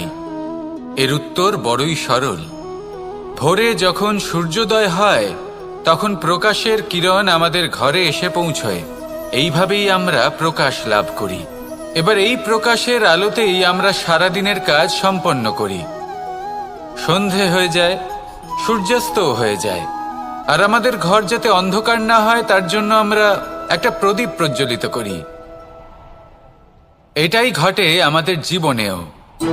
এবার প্রবাহমান আয়ুর সাথে আমরা আমাদের অন্তরে যদি একটা প্রদীপ প্রজ্বলিত করে নিই তাহলে বিষয়টাই অন্যরকম হবে।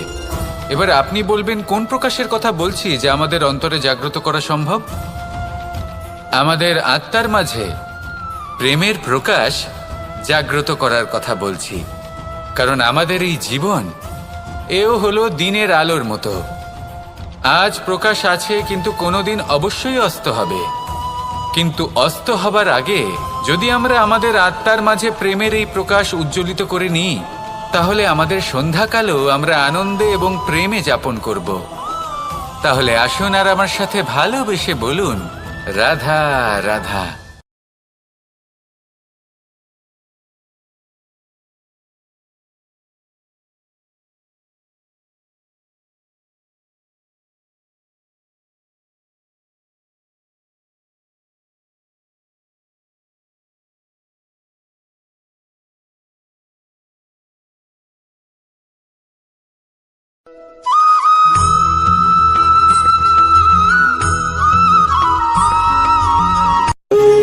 যখন মানুষের মৃত্যু হয় তখন কি হয়? অনেক সংখ্যক মানুষ শোক পালন করতে চলে আসেন। যে ব্যক্তি মৃত্যু লাভ করেছেন তার অনেক বস্তু থাকে যেগুলো তার প্রিয়, যেগুলো তিনি ব্যবহার করেছেন। তার শয্যা, তার বস্ত্র, তার আভূষণ সবকিছু তার থেকে বিচ্ছিন্ন করা হয় এবং খালি হাতে তাকে শ্মশানের উদ্দেশ্যে রওনা করা হয়। আমি আপনাকে এই প্রশ্ন করতে চাই, আপনি এই সংসারে কি অর্জন করেছেন? ধন সম্পত্তি, বস্ত্র, আভূষণ, এই সবকিছু যে আপনি অর্জন করেছেন আপনার মৃত্যুর পরে তা আপনার থেকে দূর হয়ে যাবে। এর উত্তর হলো একটাই, আপনার কর্ম। শুধু সেটাই আছে যা একান্ত আপনার, আর শুধু সেটাই এই সংসার থেকে চলে যাওয়ার পরেও সংসারেই জীবিত থাকবে।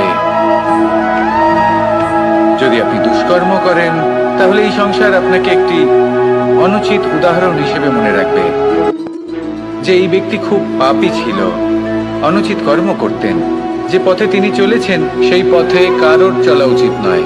সেখানেই যদি আপনি সৎকর্ম করেন তাহলে সংসার চিরকাল এটাই বলবে যে খুব ভালো মানুষ ছিলেন, সবাইকে ভালোবাসতেন, সবাইকে সাহায্য করতেন, আমার খুব প্রিয় মানুষ ছিলেন। এটাই হলো শ্রেষ্ঠ কর্ম। সেই জন্য জীবনে শুধুমাত্র ধন সম্পত্তি, আভূষণ এই সব অর্জন করতে গিয়ে নিজের মনোনিবেশ করবেন না। শ্রেষ্ঠ কর্ম করুন। সংসার থেকে চলে যাওয়ার পরেও এই কর্মই এই সংসারে আপনাকে জীবিত রাখবে। আসুন আমার সাথে ভালোবেসে বলুন, রাধা রাধা।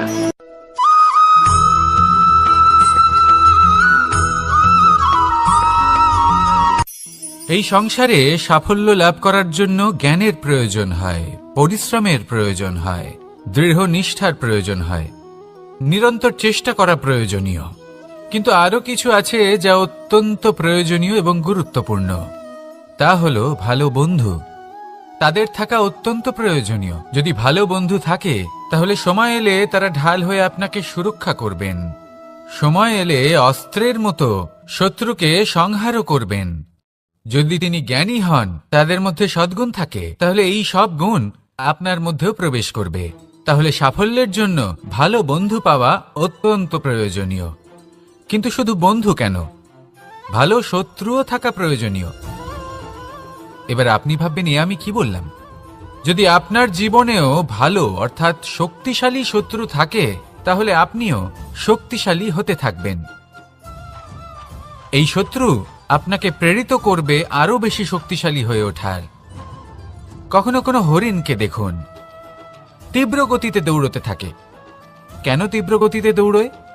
এই কারণে নয় যে কোথাও তার জন্য মধুর ঘাস অপেক্ষা করে রয়েছে, না। সে এই কারণে তীব্র গতিতে দৌড়য় কারণ সেটা না করলে তার পেছনে একটি সিংহ আছে যে ওকে নিজের ভোজন করে ফেলবে। তাই জীবনে বিপদ, সংকট এই সবকিছুও হলো অত্যন্ত গুরুত্বপূর্ণ। তার সম্মুখীন হতে শিখুন আর আমার সাথে ভালোবেসে বলুন, রাধা রাধা।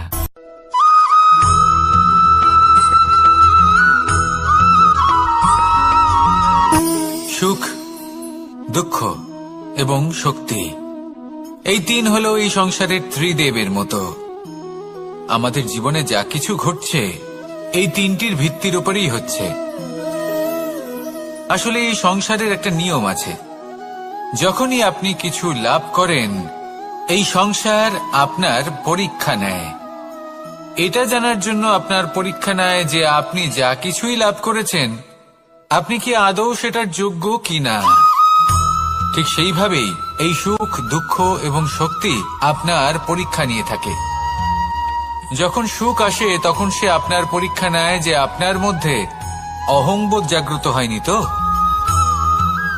যদি অহংবোধ চলে আসে তাহলে সুখ সেখানেই সঙ্গ ত্যাগ করে। দুঃখ আপনার ধৈর্যের পরীক্ষা নিতে থাকে, আর যদি আপনার মধ্যে ধৈর্য না থাকে তাহলে এটা আপনাকে আরো বেশি দুঃখের গভীর অন্ধকারে ঠেলে দেবে। সেখানে শক্তি পরীক্ষা নেয় আপনার বিনম্রতার। যদি আপনি বিনম্র না হন তাহলে হয় এই শক্তি আপনার সঙ্গ ত্যাগ করবে, নয় এই শক্তি বিনম্রতার অভাবে আপনার পতনের কারণ হতে পারে। এই সংসারে যে কোনো ব্যক্তি যিনি এই পরীক্ষায় উত্তীর্ণ হয়ে থাকেন এই জীবনে তিনি সাফল্য লাভ করেন। আসুন আমার সাথে ভালোবেসে বলুন, রাধা রাধা।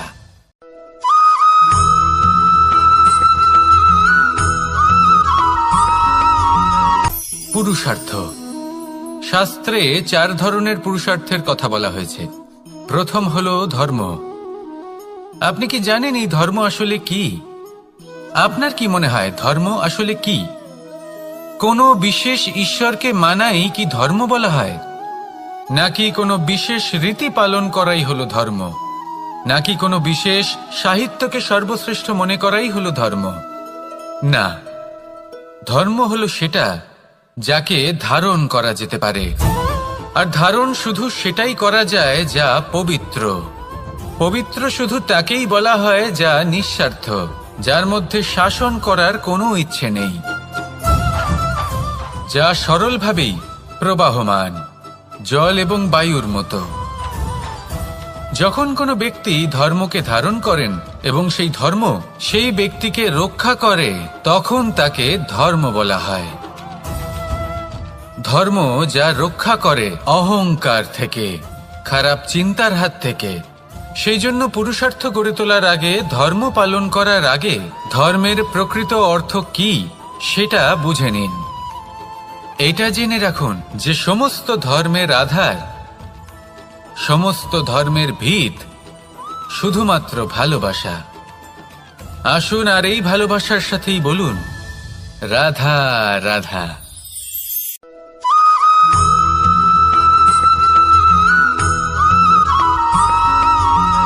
এই সংসারে সবথেকে বেশি কোমল বস্তু হলো রেশম। এই রেশম এতটাই কোমল হয় যে এর পুরো একটা থান শুধুমাত্র একটা হাতে ধরা সম্ভব।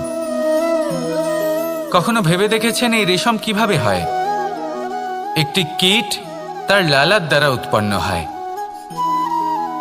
এই কীট সেই রেশমকে পাক দিতে থাকে, পাক দিতেই থাকে আর আস্তে আস্তে তার মধ্যেই জড়িয়ে পড়ে। শেষে ওর এই সুন্দর অমূল্য সৃষ্টি রেশমের এই সুতো তার নির্মাণ কার্য পূর্ণ হয়, কিন্তু তাতেই ও নিজে বন্দী হয়ে যায়। নিজেরই মায়াজালের এই বন্দী গৃহে নিজেই ফেঁসে যায়। এবার এই সুতোকে ব্যবহারযোগ্য করে তোলার জন্য এই কীটগুলিকে এই কবচের সাথেই ফুটন্ত জলে ফেলে দেওয়া হয়।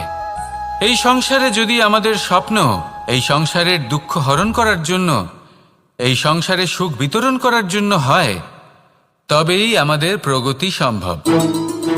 যদি আমাদের এই স্বপ্ন শুধুই আমাদের এবং আমাদের স্বার্থ সিদ্ধির জন্য হয়, তাহলে এই স্বপ্ন আমাদের অন্ধ করে দেবে, আমাদের অন্ধকারের পথে নিয়ে যাবে, আর আমরাও সেই কীটের মতো হয়ে যাব। নিজেদেরই মায়াজালে আমরা নিজেই ফেঁসে যাব, আর শেষে আমরা যদি কিছু লাভ করি তা হবে একাকিত্ব, অন্ধকারময় মৃত্যু। তাই স্বপ্ন অবশ্যই দেখুন, কিন্তু এমনভাবে স্বপ্ন দেখবেন না যে তার এই বন্দিগৃহে আপনি নিজেই ফেঁসে গেলেন। স্বপ্ন দেখুন পরোপকারে।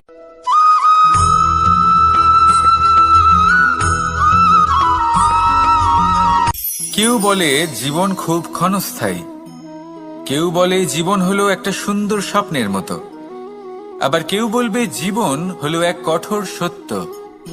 কিন্তু জীবন আসলে কি? জীবন হলো আপনারই প্রতিবিম্ব, একটা দর্পণ। অর্থাৎ আপনি জীবনকে সেইভাবেই পাবেন যেরকম আপনি নিজেকে প্রতিপন্ন করবেন। যদি আপনি দর্পণের দিকে তাকিয়ে হাসেন, তাহলে আপনি সামনে হাসি মুখী দেখতে পাবেন। এবার যদি আপনি গম্ভীর হয়ে থাকেন, তাহলে আপনি একজন রুষ্ট ব্যক্তি দেখতে পাবেন। শেষে সবথেকে বেশি গুরুত্বপূর্ণ হলো আপনার চেষ্টা। আপনাকে সবসময় চেষ্টা করতে হবে যাতে আপনি নিজেকে প্রসন্ন এবং ইতিবাচক মনোভাবে রাখেন। এটা হলো আপনারই উত্তরদায়িত্ব, তাকে পালন করুন। এই মনকে প্রসন্ন রাখুন, এই সংসারকে সুন্দর বলে মনে হবে, আর এই মন প্রসন্ন হয়ে বলবে রাধা রাধা।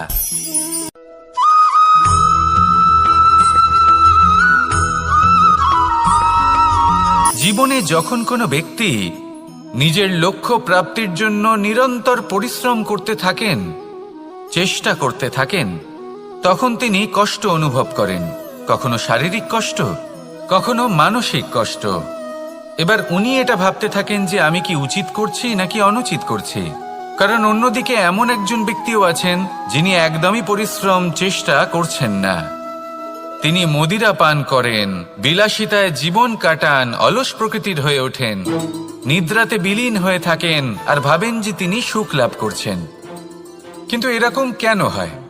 কারণ যখন আমরা সৎ পথে থাকি, উচিত পথে চলি, লক্ষ্য প্রাপ্ত করার জন্য চেষ্টা করতে থাকি, তখন আমাদের ভেতরে থাকা নেতিবাচক শক্তি এবং পাপ এই দেহকে ত্যাগ করে দেয়। আর এই অনুভূতিটাই আমাদের দুঃখের অনুভূতি দেয়, কষ্ট দেয়। এবার সেখানে যদি আমরা কুপথে চলি, অনুচিত পথে চলতে থাকি, তাহলে আমাদের ভেতরে থাকা পুণ্য এবং ধনাত্মক শক্তি আমাদের দেহ ত্যাগ করে দেয়। আর এই অনুভূতির কারণেই আমরা সুখ অনুভব করি। কিন্তু কখনো ভাববেন যে এই সুখ বেশি সময় পর্যন্ত থাকে না। সেই জন্য সবসময় মনে রাখবেন, যদি আপনি জানেন যে এটাই আপনার লক্ষ্য, এটাই উচিত পথ, শুভ পথ, তাতে নিরন্তরভাবে এগিয়ে যেতে চেষ্টা করতে থাকুন। এই কষ্ট আপনাকে সুখের পরাকাষ্ঠায় কখন পৌঁছে দেবে তা আপনি জানতেই পারবেন না। আসুন আমার সাথে ভালোবেসে বলুন রাধা রাধা।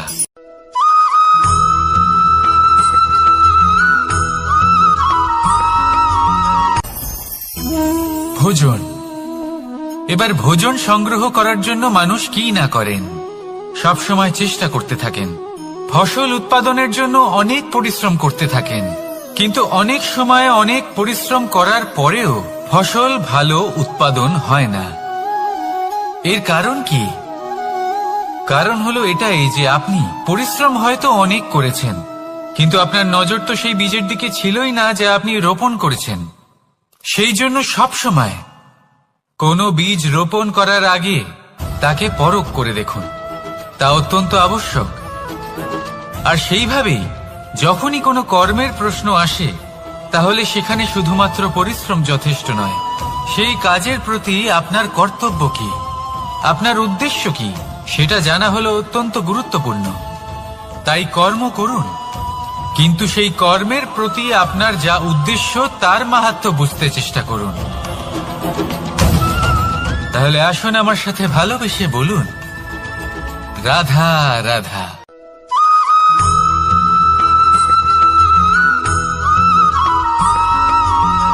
পিতা আর পুত্রের সম্পর্ক অত্যন্ত মধুর হয়ে থাকে। পিতা স্বপ্ন দেখেন, তাকে পূর্ণ করার সকল সম্ভাব্য চেষ্টা করেন, কিন্তু তাও অনেক সময় ওনার স্বপ্ন অপূর্ণ থেকে যায়। তখন পিতা ভাবেন যে স্বপ্ন উনি পূর্ণ করতে পারেননি, ওনার সন্তান তা অবশ্যই পূরণ করবে। যে স্থানে উনি কখনো পৌঁছতে পারেননি, সেই স্থানে ওনার পুত্র অবশ্যই পৌঁছবে। পিতা নিজের সন্তানের ভবিষ্যৎ নিয়ে সেই স্বপ্ন দেখেন, আর যখন সেই সন্তান সামনে এগোতে থাকে তখন তার দুঃখ হয় না, বরং গর্ব হয়। ওনার ভালো লাগে এটা দেখে যে ওনার সন্তান অনেক উন্নতি করছে। কিন্তু যখন সন্তান নিজের অভিভাবকের শক্তি দেখে, তার যশ দেখে হিংসা করতে থাকে, সমস্যা সেইখানেই শুরু হয়। সেই জন্য সকল সন্তানকে এটা মনে রাখতে হবে, দেখুন, পুত্র হবার সুবাদে, এক সন্তান হবার সুবাদে এটা হলো আপনার অধিকার যে আপনি আপনার পিতার থেকে বেশি উন্নতি করবেন। আপনার পিতাও এটাই চান, কিন্তু সুস্থভাবে এটা করুন। একটা রেখা টেনে নিন যাতে আপনি তাতে এগোতে পারেন আর আপনার পিতার তাতে গর্ববোধ হয়, আর সেই বিষয়ে দুঃখ না হয় যে আমার সন্তান আমাকেই ছোট করার চেষ্টা করছে। ইতিহাস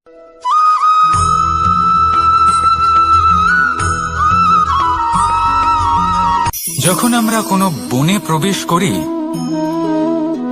তখন এই সবুজ ঘাস দেখে, এই কোমল ঘাস দেখে আমাদের মন প্রফুল্ল হয়ে ওঠে। ভিন্ন ভিন্ন প্রজাতির ফুল, ভিন্ন ভিন্ন রঙের ফুল দেখে এই মন আনন্দে ভরে ওঠে। এখানে শিশুরা আনন্দ লাভ করে, বড়রা ভোজন গ্রহণ করেন, কথাবার্তা বলেন, হাঁটাহাঁটি করে বেড়ান। এবার ভেবে দেখুন, যখন এই উপবনের নির্মাণ হয়েছিল সেই সময় যদি এই মাটিকে সঠিকভাবে খনন না করা হতো, যদি তাতে সঠিকভাবে বীজ রোপণ না করা হতো, যদি কোনো সংঘর্ষ না হতো, পরিশ্রম না করা হতো, যদি চলতে চলতে পায়ে কাঁটা না বিঁধে যেত, তাহলে এই সুন্দর বন দেখে আমরা কি এই আনন্দ লাভ করতে পারতাম? কখনোই নয়।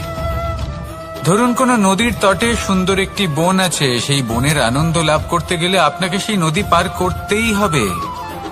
যদি সুখের নদীর কাছে পৌঁছতে চান, তাহলে তটে যে কাঁটা রয়েছে সেগুলোর সাথে সংঘর্ষ করতেই হবে। এই সংসারে যদি আপনি সুখ লাভ করতে চান, তাহলে সুখ লাভের এই যাত্রা শুরু করতে হবে সংঘর্ষ দ্বারা। তাহলে সংঘর্ষকে স্বাগত জানান, এর পেছনেই সুখ রয়েছে যা আপনার জন্য অপেক্ষা করছে। এবার হাসুন আর আমার সাথে ভালোবেসে বলুন, রাধা।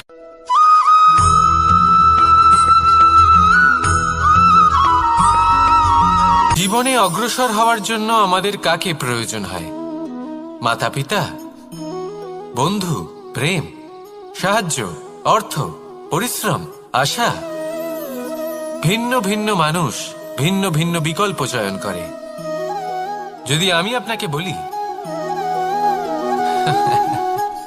তাহলে জয় আর পরাজয়ের মন্ত্র দুটো শব্দের উপর নির্ভর করে, মেনে নেওয়া আর দৃঢ় হওয়া। যদি মেনে নেন তাহলে হেরে যাবেন, যদি দৃঢ় হন তাহলে নিশ্চিত রূপে জয়ী হবেন। যদি কখনো আপনি ক্লান্ত হয়ে ওঠেন, আপনি দুঃখী হন, পুরোপুরি ভেঙে পড়েছেন, তখন মেনে নেবেন না যে আপনি ভেঙে পড়েছেন, নয়তো হেরে যাবেন। তখন উল্টে স্থির করবেন যে যাই হয়ে যাক না কেন, আমি জয়ী হবই। আর আপনি দেখবেন যে জয় নিশ্চিত রূপে আপনার কাছেই আসবে। তাহলে এই কথা মনে রাখবেন আর আমার সাথে ভালোবেসে বলবেন, রাধা রাধা।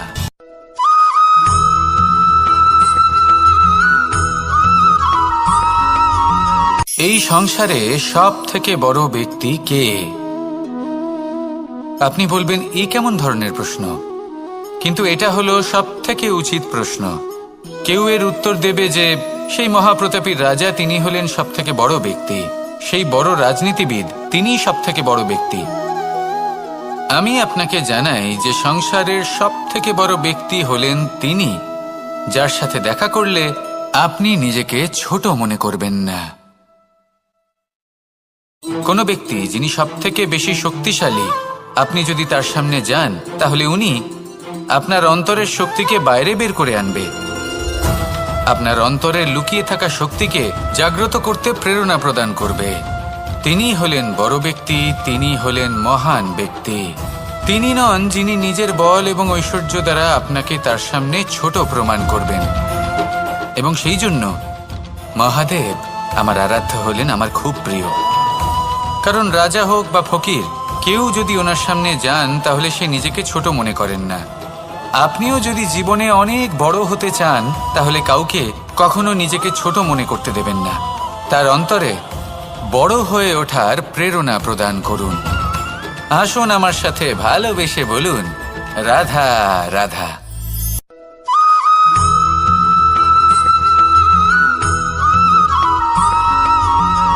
মানুষের মানসিকতা এমন হয় যে সে যতটা করে আশা করে যে তার থেকে অনেক বেশি তার বদলে সে পাবে। দেখুন, সবকিছুই আপনার ভাবনা চিন্তার উপর নির্ভর করছে। আপনি যদি ফলের বিষয়ে ভেবে কর্ম করতে থাকেন তাহলে সেটা অনুচিত। জীবনের আসল আনন্দ হলো নিজের কর্ম করতে থাকা, ফলের চিন্তা করা উচিত নয়। যদি আপনি এরকম ভাবেন যে আমি এতটা করছি, আমার এতটা পাওয়া উচিত, সেই ভাবনা অনুচিত। যদি আপনি সেবার মানসিকতা নিয়ে কর্ম করতে থাকেন, কর্মচক্রে প্রবাহিত হন, যদি আপনি এমন ভাবনা রাখেন যে আমি এতটা পাচ্ছি তাই এর থেকে অনেক বেশি আমি কর্ম করব, তাহলে নিশ্চিত রূপে আপনি যতটা করছেন তার থেকে অনেক বেশি আপনি পাবেন, আপনার আশার থেকে অনেক বেশি আপনি পাবেন। শুধু জীবনে অনেক বেশি কাজ করতে থাকুন, ফলের চিন্তা করবেন না। আর মনে রাখবেন, এই ভাবনাই সব থেকে বড় বীজ। কর্মের উপর বিশ্বাস রাখুন, জীবনে যা যা আপনি চান সবই সুখময় হবে। আসুন আর আমার সাথে ভালোবেসে বলুন, রাধা রাধা।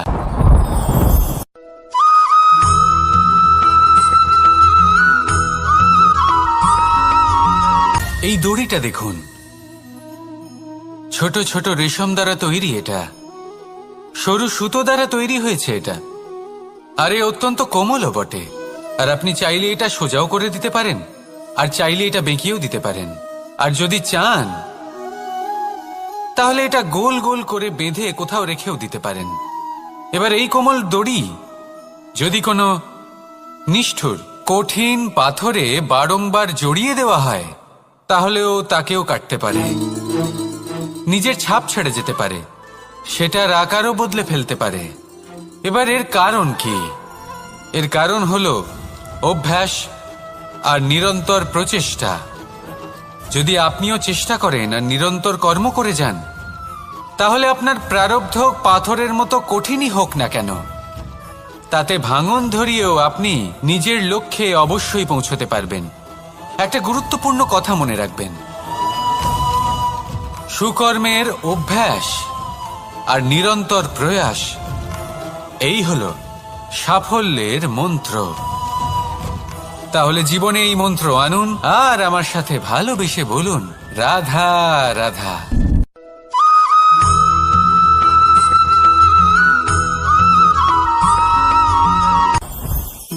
জীবনে কিছু শেখা অত্যন্ত গুরুত্বপূর্ণ। এবার কি কি শিখতে হবে সেই সব শেখানোর জন্য অনেক শিক্ষক রয়েছেন, কিন্তু কি শিখবেন না আর কি করবেন না এটা আমাদের নিজের অভিজ্ঞতা দিয়ে শিখতে হয়। কিন্তু তার মানে এটা নয় যে যদি আপনাকে শিখতে হয় যে আগুনের তাপ কতটা, আপনাকে আগুনের মধ্যে হাত দিতে হবে। না, অন্য কারোর অভিজ্ঞতা দ্বারাও শিখতে পারেন। প্রশ্ন শুধুমাত্র একটাই যে আপনি কি শিখতে চান নাকি চান না। যদি আপনি এটাই ভাবেন যে আমি শুধুই নিজের অভিজ্ঞতা দ্বারাই শিখতে চাই, তাহলে জীবনকাল ছোট মনে হবে, অনেক কিছুই শিখতে পারবেন না। তাই নিজের সাথে সাথে বড়দের অভিজ্ঞতা দ্বারাও শেখা শুরু করে দিন, এই সংসারের অভিজ্ঞতা দ্বারা শিখতে শুরু করে দিন। আর এটা নিশ্চিত রূপে শেখা আবশ্যক যে কখন কি করবেন না, কোথায় থামতে হবে আর কোথায় থামবেন না। তাহলে আসুন আর আমার সাথে ভালোবেসে বলুন, রাধা রাধা।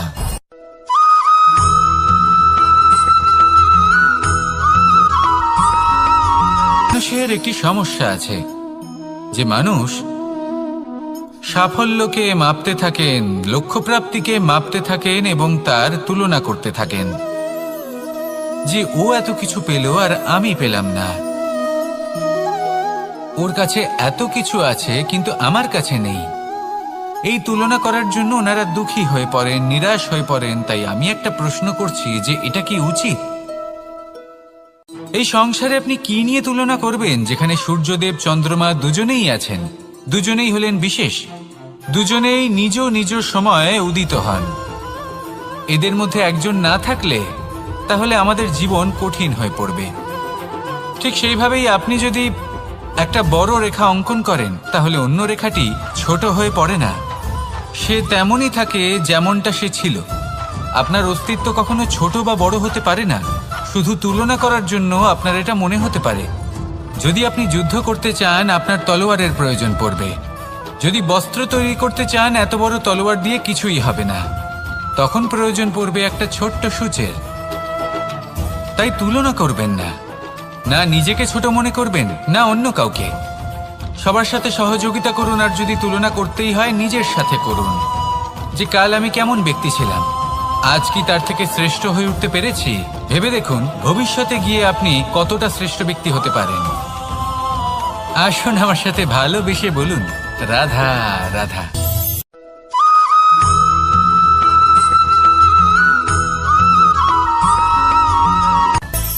মানুষের মধ্যে একটা বিচিত্র প্রবৃত্তি থাকে, অন্য সকলের বিষয়ে, তাদের জীবনের বিষয়ে, তাদের ব্যক্তিত্বের বিষয়ে, তাদের ভবিষ্যতের বিষয়ে অনুমান করা। এটা হলো অনুচিত। কারোর অতীতকালকে দেখে লোকে ভবিষ্যৎ বলে দিতে পারেন, বর্তমানকে দেখে ভবিষ্যতের বিষয়ে অনুমান করে ফেলেন। উদাহরণ দিতে হলে বলবো, কোনো দাসকে দেখুন, ওকে দেখে লোকে বলে যে ওর ভবিষ্যৎ সেটাই হতে পারে, অনুমান করে ফেলেন। আর এই রাজাকে দেখুন, উনি তো কত সুখী হবেন, উনি তো জগতের সব থেকে অধিক সুখী মানুষ, কত সুখ সুবিধা আছে ওনার কাছে, ধারণা করে ফেলেন। তবে সত্য তো এটাই যে কারোর ব্যক্তিত্বের বিষয়ে, তাদের ভবিষ্যতের বিষয়ে আপনি পূর্ণ সত্য কখনোই বলতে পারবেন না, শুধু অনুমান করতে পারবেন। আর এই অনুমান করে সত্যি কোনো লাভ হয় না, কারণ এই কাল সেটা হলো অত্যন্ত শক্তিশালী। কালো থেকে কালোতর কয়লাকেও হিরেতে পরিণত করতে পারে, অনেক বড় বড় রাজাকেও বিদূষক বানিয়ে ফেলতে পারে এক মুহূর্তেই। তাহলে আপনি অনুমান করে কি লাভ? কি পেলেন অনুমান করে? সেই জন্য কারোর বিষয়ে কোনো অনুমান করবেন না, তার ভবিষ্যতের বিষয়ে অনুমান করতে যাবেন না, কারোর বিষয়ে কোনো ধারণা করে নেবেন না। কিছু করতে হলে ভালোবাসুন, সবার মধ্যে ভালোবাসা ছড়ান, সবার মধ্যে ধন্যাত্মক ভাব ছড়ান। এই মন প্রসন্ন হয়ে বলবে রাধা রাধা।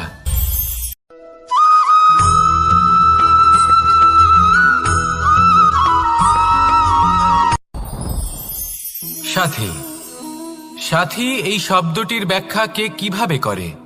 মিত্র, সখা, বন্ধু, কিন্তু অর্থ একটাই, তিনি যিনি আপনার সঙ্গী হন আর তিনি যার সাথী আপনি হন। এবার সব থেকে বড় প্রশ্ন হলো এটাই যে তিনি কে হতে পারেন যাকে আপনি আপনার সাথী বলে মেনে নিতে পারেন, নিজের সখা, নিজের মিত্র, নিজের বন্ধু মেনে নিতে পারেন। আপনার সাথী হলেন তিনি যিনি দুঃখের সময় আপনার পাশে থাকবেন, আপনার হাত ধরে থাকবেন। আপনার সাথী হলেন তিনি যার হাত আপনি নিজের সুখের দিনে ধরে থাকবেন। সেই সাথীরই হাত ধরুন যিনি দুঃখে সবসময় আপনাকে সাহায্য করার জন্য তৎপর হয়ে থাকেন, আপনার পাশে থাকেন, আর যাকে সুখের দিনে আপনি আপনার সাথে রাখতে পারেন। আর যখন আপনার সাথে আপনার এই সাথী থাকবে তখন আপনি এটা বুঝবেন যে যখন জীবনে দুঃখ আসে তখন এই দুঃখ কমে যায়, সবার মধ্যে ভাগ হয়ে যায়। আর যদি তখন সুখ আসে তাহলে সেটা সবার উপস্থিতিতে আরো বেড়ে যায়। এটাই হলো প্রেম, এটাই হলো ভালোবাসা, এটাই হলো সঙ্গ। যেমন সম্পর্ক আমার আর রাধার মাঝে। তাহলে আসুন আর আমার সাথে ভালোবেসে বলুন রাধা রাধা।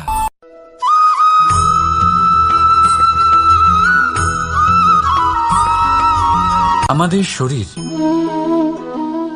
প্রকৃতির সর্বশ্রেষ্ঠ রচনা।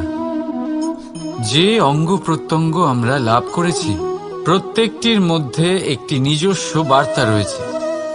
একটু ভেবে দেখুন, দুটি চোখ দিয়েছে দেখার জন্য, দুটি কান দিয়েছে শোনার জন্য, নাসিকাও আছে দুটি, দুটি হাত দিয়েছে দ্বিগুণ পরিশ্রম করার জন্য। কিন্তু জীব শুধুমাত্র একটি। তার উপরেও তীক্ষ্ণ বলিষ্ঠ দাঁত দিয়েছে তার রক্ষার জন্য। কখনো ভেবে দেখেছেন কেন?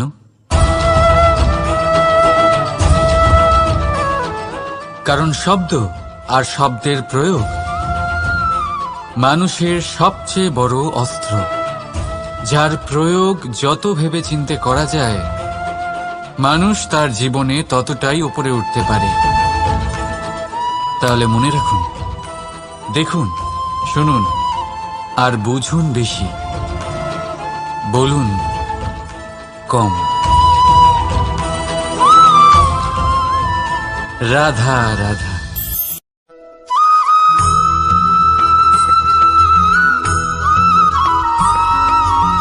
এই সংসারে সব থেকে বড় ব্যক্তি কে? আপনি বলবেন এ কেমন ধরনের প্রশ্ন, কিন্তু এটা হলো সব থেকে উচিত প্রশ্ন। কেউ এর উত্তর দেবে যে সেই মহাপ্রতাপী রাজা তিনি হলেন সব থেকে বড় ব্যক্তি, সেই বড় রাজনীতিবিদ তিনিই সব থেকে বড় ব্যক্তি। আমি আপনাকে জানাই যে সংসারের সব থেকে বড় ব্যক্তি হলেন তিনি, যার সাথে দেখা করলে আপনি নিজেকে ছোট মনে করবেন না। কোনো ব্যক্তি যিনি সব থেকে বেশি শক্তিশালী, আপনি যদি তার সামনে যান তাহলে উনি আপনার অন্তরের শক্তিকে বাইরে বের করে আনবে, আপনার অন্তরে লুকিয়ে থাকা শক্তিকে জাগ্রত করতে প্রেরণা প্রদান করবে। তিনি হলেন বড় ব্যক্তি, তিনি হলেন মহান ব্যক্তি। তিনি নন যিনি নিজের বল এবং ঐশ্বর্য দ্বারা আপনাকে তার সামনে ছোট প্রমাণ করবেন। এবং সেই জন্য মহাদেব আমার আরাধ্য হলেন আমার খুব প্রিয়। কারণ রাজা হোক বা ফকির, কেউ যদি ওনার সামনে যান তাহলে সে নিজেকে ছোট মনে করেন না। আপনিও যদি জীবনে অনেক বড় হতে চান তাহলে কাউকে কখনো নিজেকে ছোট মনে করতে দেবেন না। তার অন্তরে বড় হয়ে ওঠার প্রেরণা প্রদান করুন। আসুন আমার সাথে ভালোবেসে বলুন রাধা রাধা।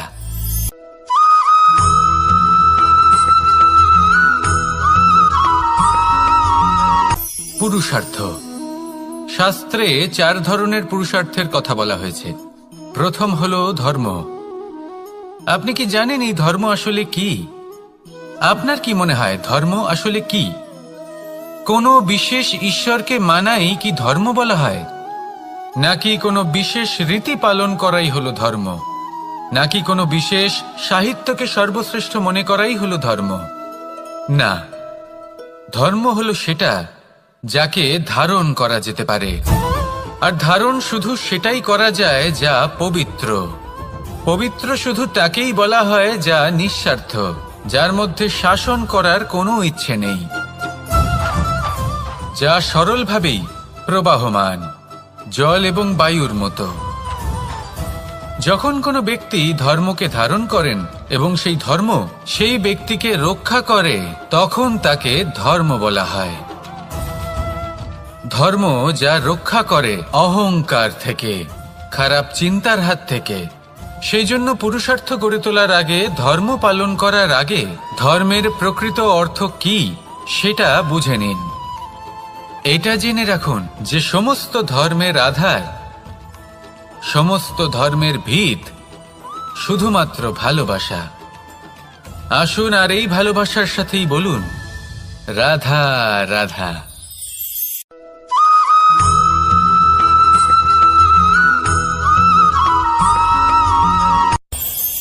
এই সংসারে আমরা প্রকাশ কোথা থেকে পাই?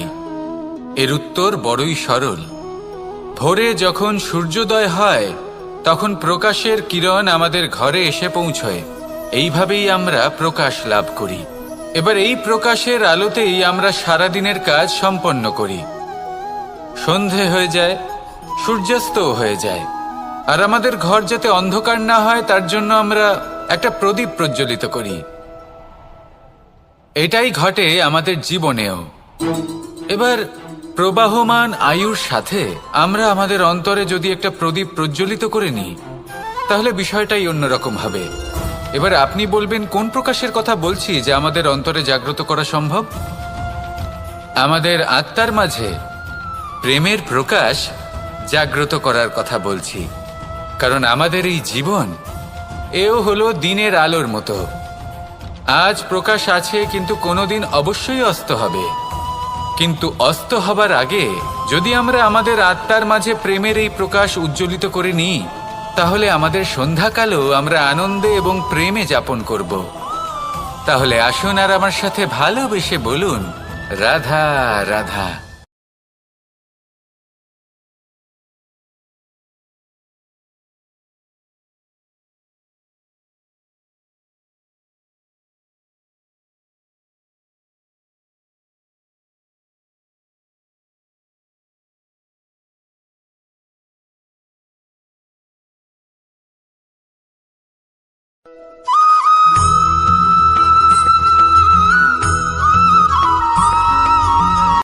সংসারে আমাদের জীবনে যখন কোনো সুখ বা দুঃখ আসে, তার জন্য আমরা কাউকে না কাউকে অবশ্যই দায়ী করে থাকি, তাই না?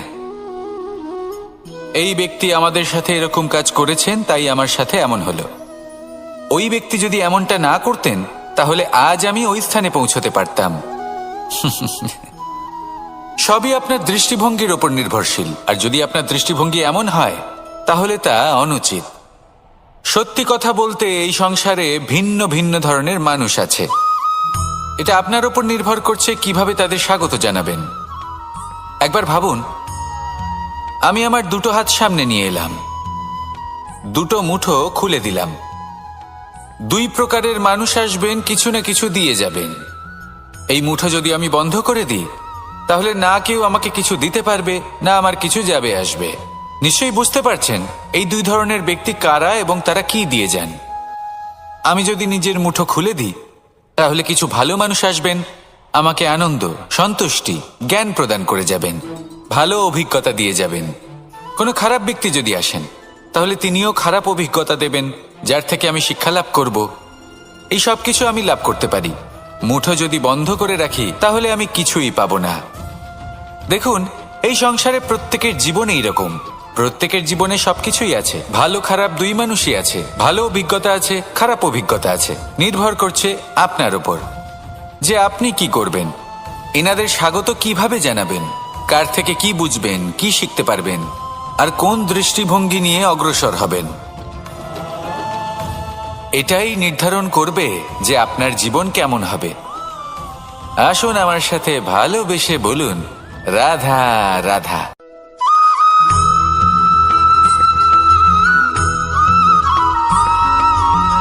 ভালো, শুধু ওনাদের কঠোর ব্যবহার দেখলে আমরা একটু ভয় পেয়ে যাই। এবার ওনাদের এই কঠোর ব্যবহার আমাদের ভালো না লাগলেও অত্যন্ত আবশ্যক। কারণ মাতার থেকে আমরা যে শক্তি লাভ করি, তা যেন নিয়ন্ত্রণ হারিয়ে বিধ্বংসী না হয়ে ওঠে। আমরা যেন কোনো কুপথে না চলে যাই, আমরা কখনো যেন দোষ না করে ফেলি। শুধু সেই জন্য পিতা এবং গুরু একটু কঠোর হয়ে ওঠেন, এবং ওনাদের এই কঠোর আচরণ ভবিষ্যতে গিয়ে আমরা অবশ্যই বুঝতে পারি। জীবনে কিছু বছর আমরা এগিয়ে যাই, আর তারপর আমরা বুঝতে পারি যে বাবা এবং গুরু আমাদের যথেষ্ট ভালোবাসতেন, কিন্তু ওনাদের ভালোবাসার বহিঃপ্রকাশ আলাদা। প্রয়োজনীয় হলো এটা দেখার, এটা বোঝার যে শুরু থেকে আমাদের প্রতি ওনাদের আচরণ কেমন ছিল। ওনাদের কঠোর হওয়ার পেছনে ওনাদের ভালোবাসাটা বোঝার চেষ্টা করুন, ওনাদের চিন্তাটা বোঝার চেষ্টা করুন, ওনাদের পথপ্রদর্শনের আড়ালে আপনার ভবিষ্যতের জন্য যে পরিকল্পনা ওনারা করেছেন সেটা বোঝার চেষ্টা করুন। তখন আপনারা বুঝতে পারবেন ওনাদের ভালোবাসাকে। আপনার মনের মধ্যে আপনা থেকেই ওনাদের প্রতি সম্মান জেগে উঠবে। নিজের পিতা এবং নিজের গুরু, এই দুজনের প্রতি কৃতজ্ঞতা প্রকাশ করুন আর আমার সাথে ভালোবেসে বলুন, রাধা রাধা।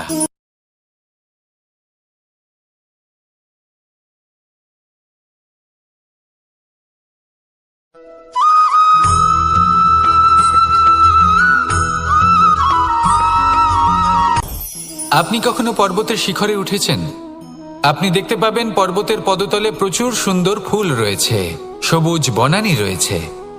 যত আপনি ওপরে উঠতে থাকবেন তত ফুল কমতে থাকবে, সবুজ বনানী কমতে থাকবে। আরো কিছুটা ওপরে উঠলে কাঁটা জাতীয় গাছ দেখতে পাবেন, শুকনো গাছ দেখতে পাবেন। আরো যদি ওপরে ওঠেন তাহলে পাষাণ দেখতে পাবেন। আরো ওপরে উঠলে হিমখণ্ড দেখতে পাবেন।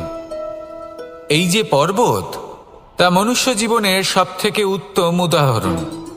মানুষ যখন সাফল্যের শিখরে পৌঁছতে চান, মহানুভবতার শিখরে পৌঁছতে চান, পথে যত আস্তে আস্তে ওপরে উঠতে থাকেন ততই ভৌতিক বস্তু তার থেকে বিচ্ছিন্ন হতে থাকে। যদি তিনি সেই ভৌতিক বস্তুগুলি ত্যাগ না করতে পারেন তাহলে কখনোই সেই স্থানে পৌঁছতে পারবেন না। আর মানুষ যদি উচিত ত্যাগ করতে পারেন, পথে অগ্রসর হতে থাকেন, এগোতে থাকেন, তাহলে একদিন না একদিন তিনি মহানুভবতার, জ্ঞানের, সাফল্যের হিমের স্বাদ অবশ্যই লাভ করবেন। মনে রাখবেন, মানব জীবনে ত্যাগ হলো অত্যন্ত গুরুত্বপূর্ণ অংশ। আসুন আমার সাথে ভালোবেসে বলুন, রাধা রাধা।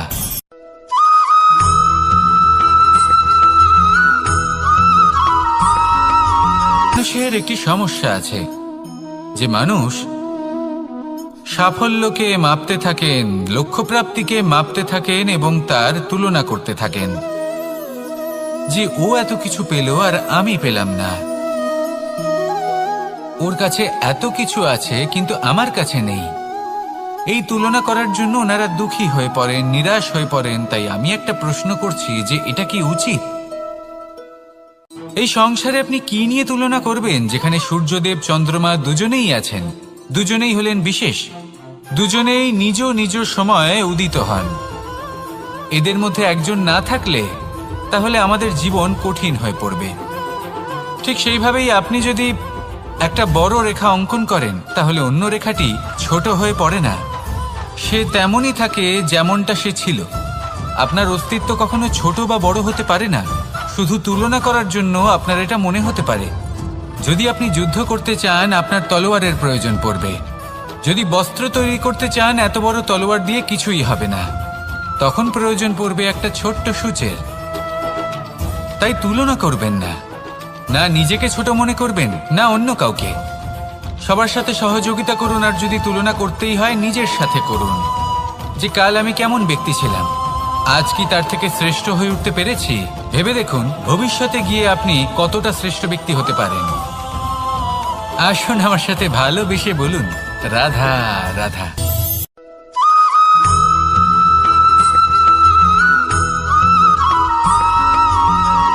জীবন কিসের উপর নির্ভরশীল?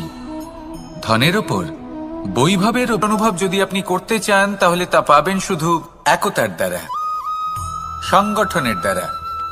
যদি আপনাকে উদাহরণ দিই, নিজের এই হাতটাকে দেখুন, 5টা আঙুল রয়েছে।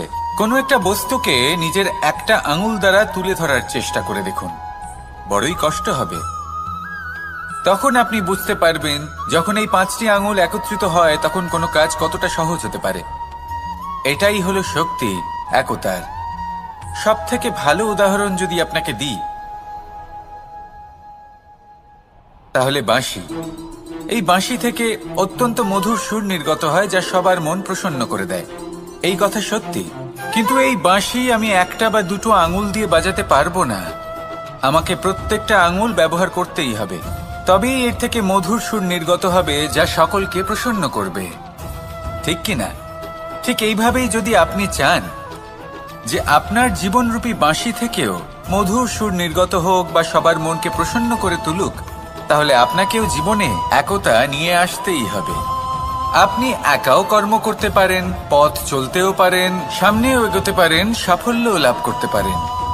কিন্তু যখন সকলে একসাথে এগোবেন, সেই পথে চলবেন, সেই কর্মই করবেন, তখন লক্ষ্যে অবশ্যই পৌঁছবেন, সাফল্য অবশ্যই লাভ করবেন।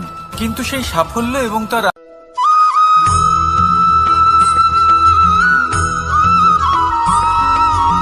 কখনো কখনো আমরা ভাবি যে কোনো ব্যক্তি যিনি ধর্মের পথে চলেছেন, যদি তার দ্বারা কোনো ভুল হয়ে থাকে তাহলে নিয়তি তাকে সেই মুহূর্তেই কঠোর শাস্তি দেন। কিন্তু সেই সব মানুষ যারা সংসারের সবথেকে বড় অধর্মী, বহু নিকৃষ্ট মানের কাজ করেন, তাদের নিয়তি অনেক সুযোগ দেন।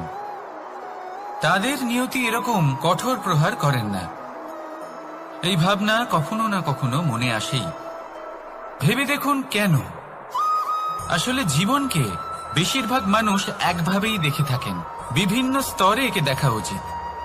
এবার আপনি বলুন, এই সংসারে কোনো অধর্মী কখনো প্রেরণার উৎস হতে পারেন? কখনোই নয়। যে মানুষ নিজের আত্মাকে মলিন করে ফেলেছেন, তিনি এই সংসারকে কিভাবে প্রেরণা যোগাবেন? উনি নিজেই বুঝতে পারেন না কোনটা করা উচিত, ধর্ম কোনটা। তাই নিয়তি তাকে একটা সুযোগ দেন, এটা বোঝার সুযোগ দেন যে কোনটা উচিত, কোনটা ধর্ম। সুযোগ দেন নিজের বিবেক জাগিয়ে তোলার, তাকে সুযোগ দেন নিজের অন্তরাত্মার ডাক শোনার। যখন তাতেও কাজ হয় না, তখন নিয়তির কাছে একটাই পথ বাকি থাকে, আর তা হল মহাবিনাশ। মহাবিনাশ হয়তো দেরিতেই আসতে পারে, কিন্তু তা অবশ্যই আসবে। আর যখন মহাবিনাশ আসে, তখন মহাবিনাশের যন্ত্রণা সমগ্র মানব জীবনের যন্ত্রণার থেকে অনেক বেশি হয়। এই কথাটা সবসময় মনে রাখবেন। আর অন্যদিকে যে মানুষ ধর্মের পথে চলছেন, তার দ্বারা যদি কোনো ভুল হয়ে থাকে, তখন নিয়তি তার পরীক্ষা নেন। কিছুক্ষণের জন্য মানুষের মনে হতে পারে নিয়তি তাকে কঠোর শাস্তি দিয়েছেন।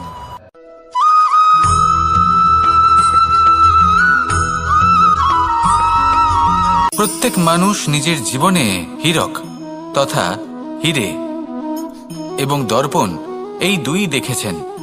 এই দুই হলো সাদা, এবং এরা দুজনেই আলোর প্রতিফলন ঘটায় এবং এরা দুজনেই উজ্জ্বল হয়ে ওঠে। আপনি হয়তো মনে মনে ভাবছেন যে এটা কি ধরনের তুলনা করছি। একটা হিরে তো রত্ন, তার মূল্য দর্পণের থেকে অনেক গুণ বেশি। কিন্তু হিরে থাকাতে দর্পণের মূল্য কিন্তু কোনো অংশে কমে যায় না, তাই না? মানুষ যখন হিরে নিজের হাতে নেয়, তখন সবার আগে কি খোঁজে? দর্পণ, যাতে তার মধ্যে দিয়ে দেখে সে বুঝতে পারে যে সেই হিরে আদৌ তার শোভাবর্ধন করছে কিনা, তাকে ভালো দেখাচ্ছে কিনা, প্রসাধনের জন্য সেটা ব্যবহার করা ঠিক হবে কিনা। অর্থাৎ হীরের উপস্থিতিতে দর্পণের গুরুত্ব কম হলো না, দর্পণের কারণে হীরের মূল্য বোঝা গেল। আমাদের জীবনেও ঠিক এরকমই ঘটে। আপনারা যদি সংসারে নিজের আশেপাশে দেখেন, এমন অনেক মানুষ দেখতে পাবেন যারা নিজেদের ক্ষেত্রে মহান স্থানে পৌঁছেছেন, নিপুণ এবং শ্রেষ্ঠ হয়েছেন। আর তাদের মধ্যে আপনার নিজের মনে হয় যেন আপনি হলেন দর্পণ। নিজেকে ছোট মনে করবেন না। আপনার মূল্য কম হচ্ছে না, আপনার নিজস্ব মূল্য আছে। আর যদি আপনার অস্তিত্ব না থাকে, তাহলে ওনাদের অস্তিত্বের মূল্য সংসার বুঝতেই পারবে না। জীবনে সবসময় চেষ্টা করবেন যাতে আপনি আরো বেশি শ্রেষ্ঠ হয়ে উঠতে পারেন। আপনি নিজে যে স্থানে আছেন সেটাকে ছোট মনে করবেন না, তারও নিজস্ব একটা মূল্য আছে। যদি আপনি হিরে হয়ে থাকেন, তাহলে অহংকার করবেন না। যদি আপনি দর্পণ হয়ে থাকেন, তাহলে নিজেকে ছোট মনে করবেন না। আসুন আর আমার সাথে ভালোবেসে বলুন, রাধা রাধা।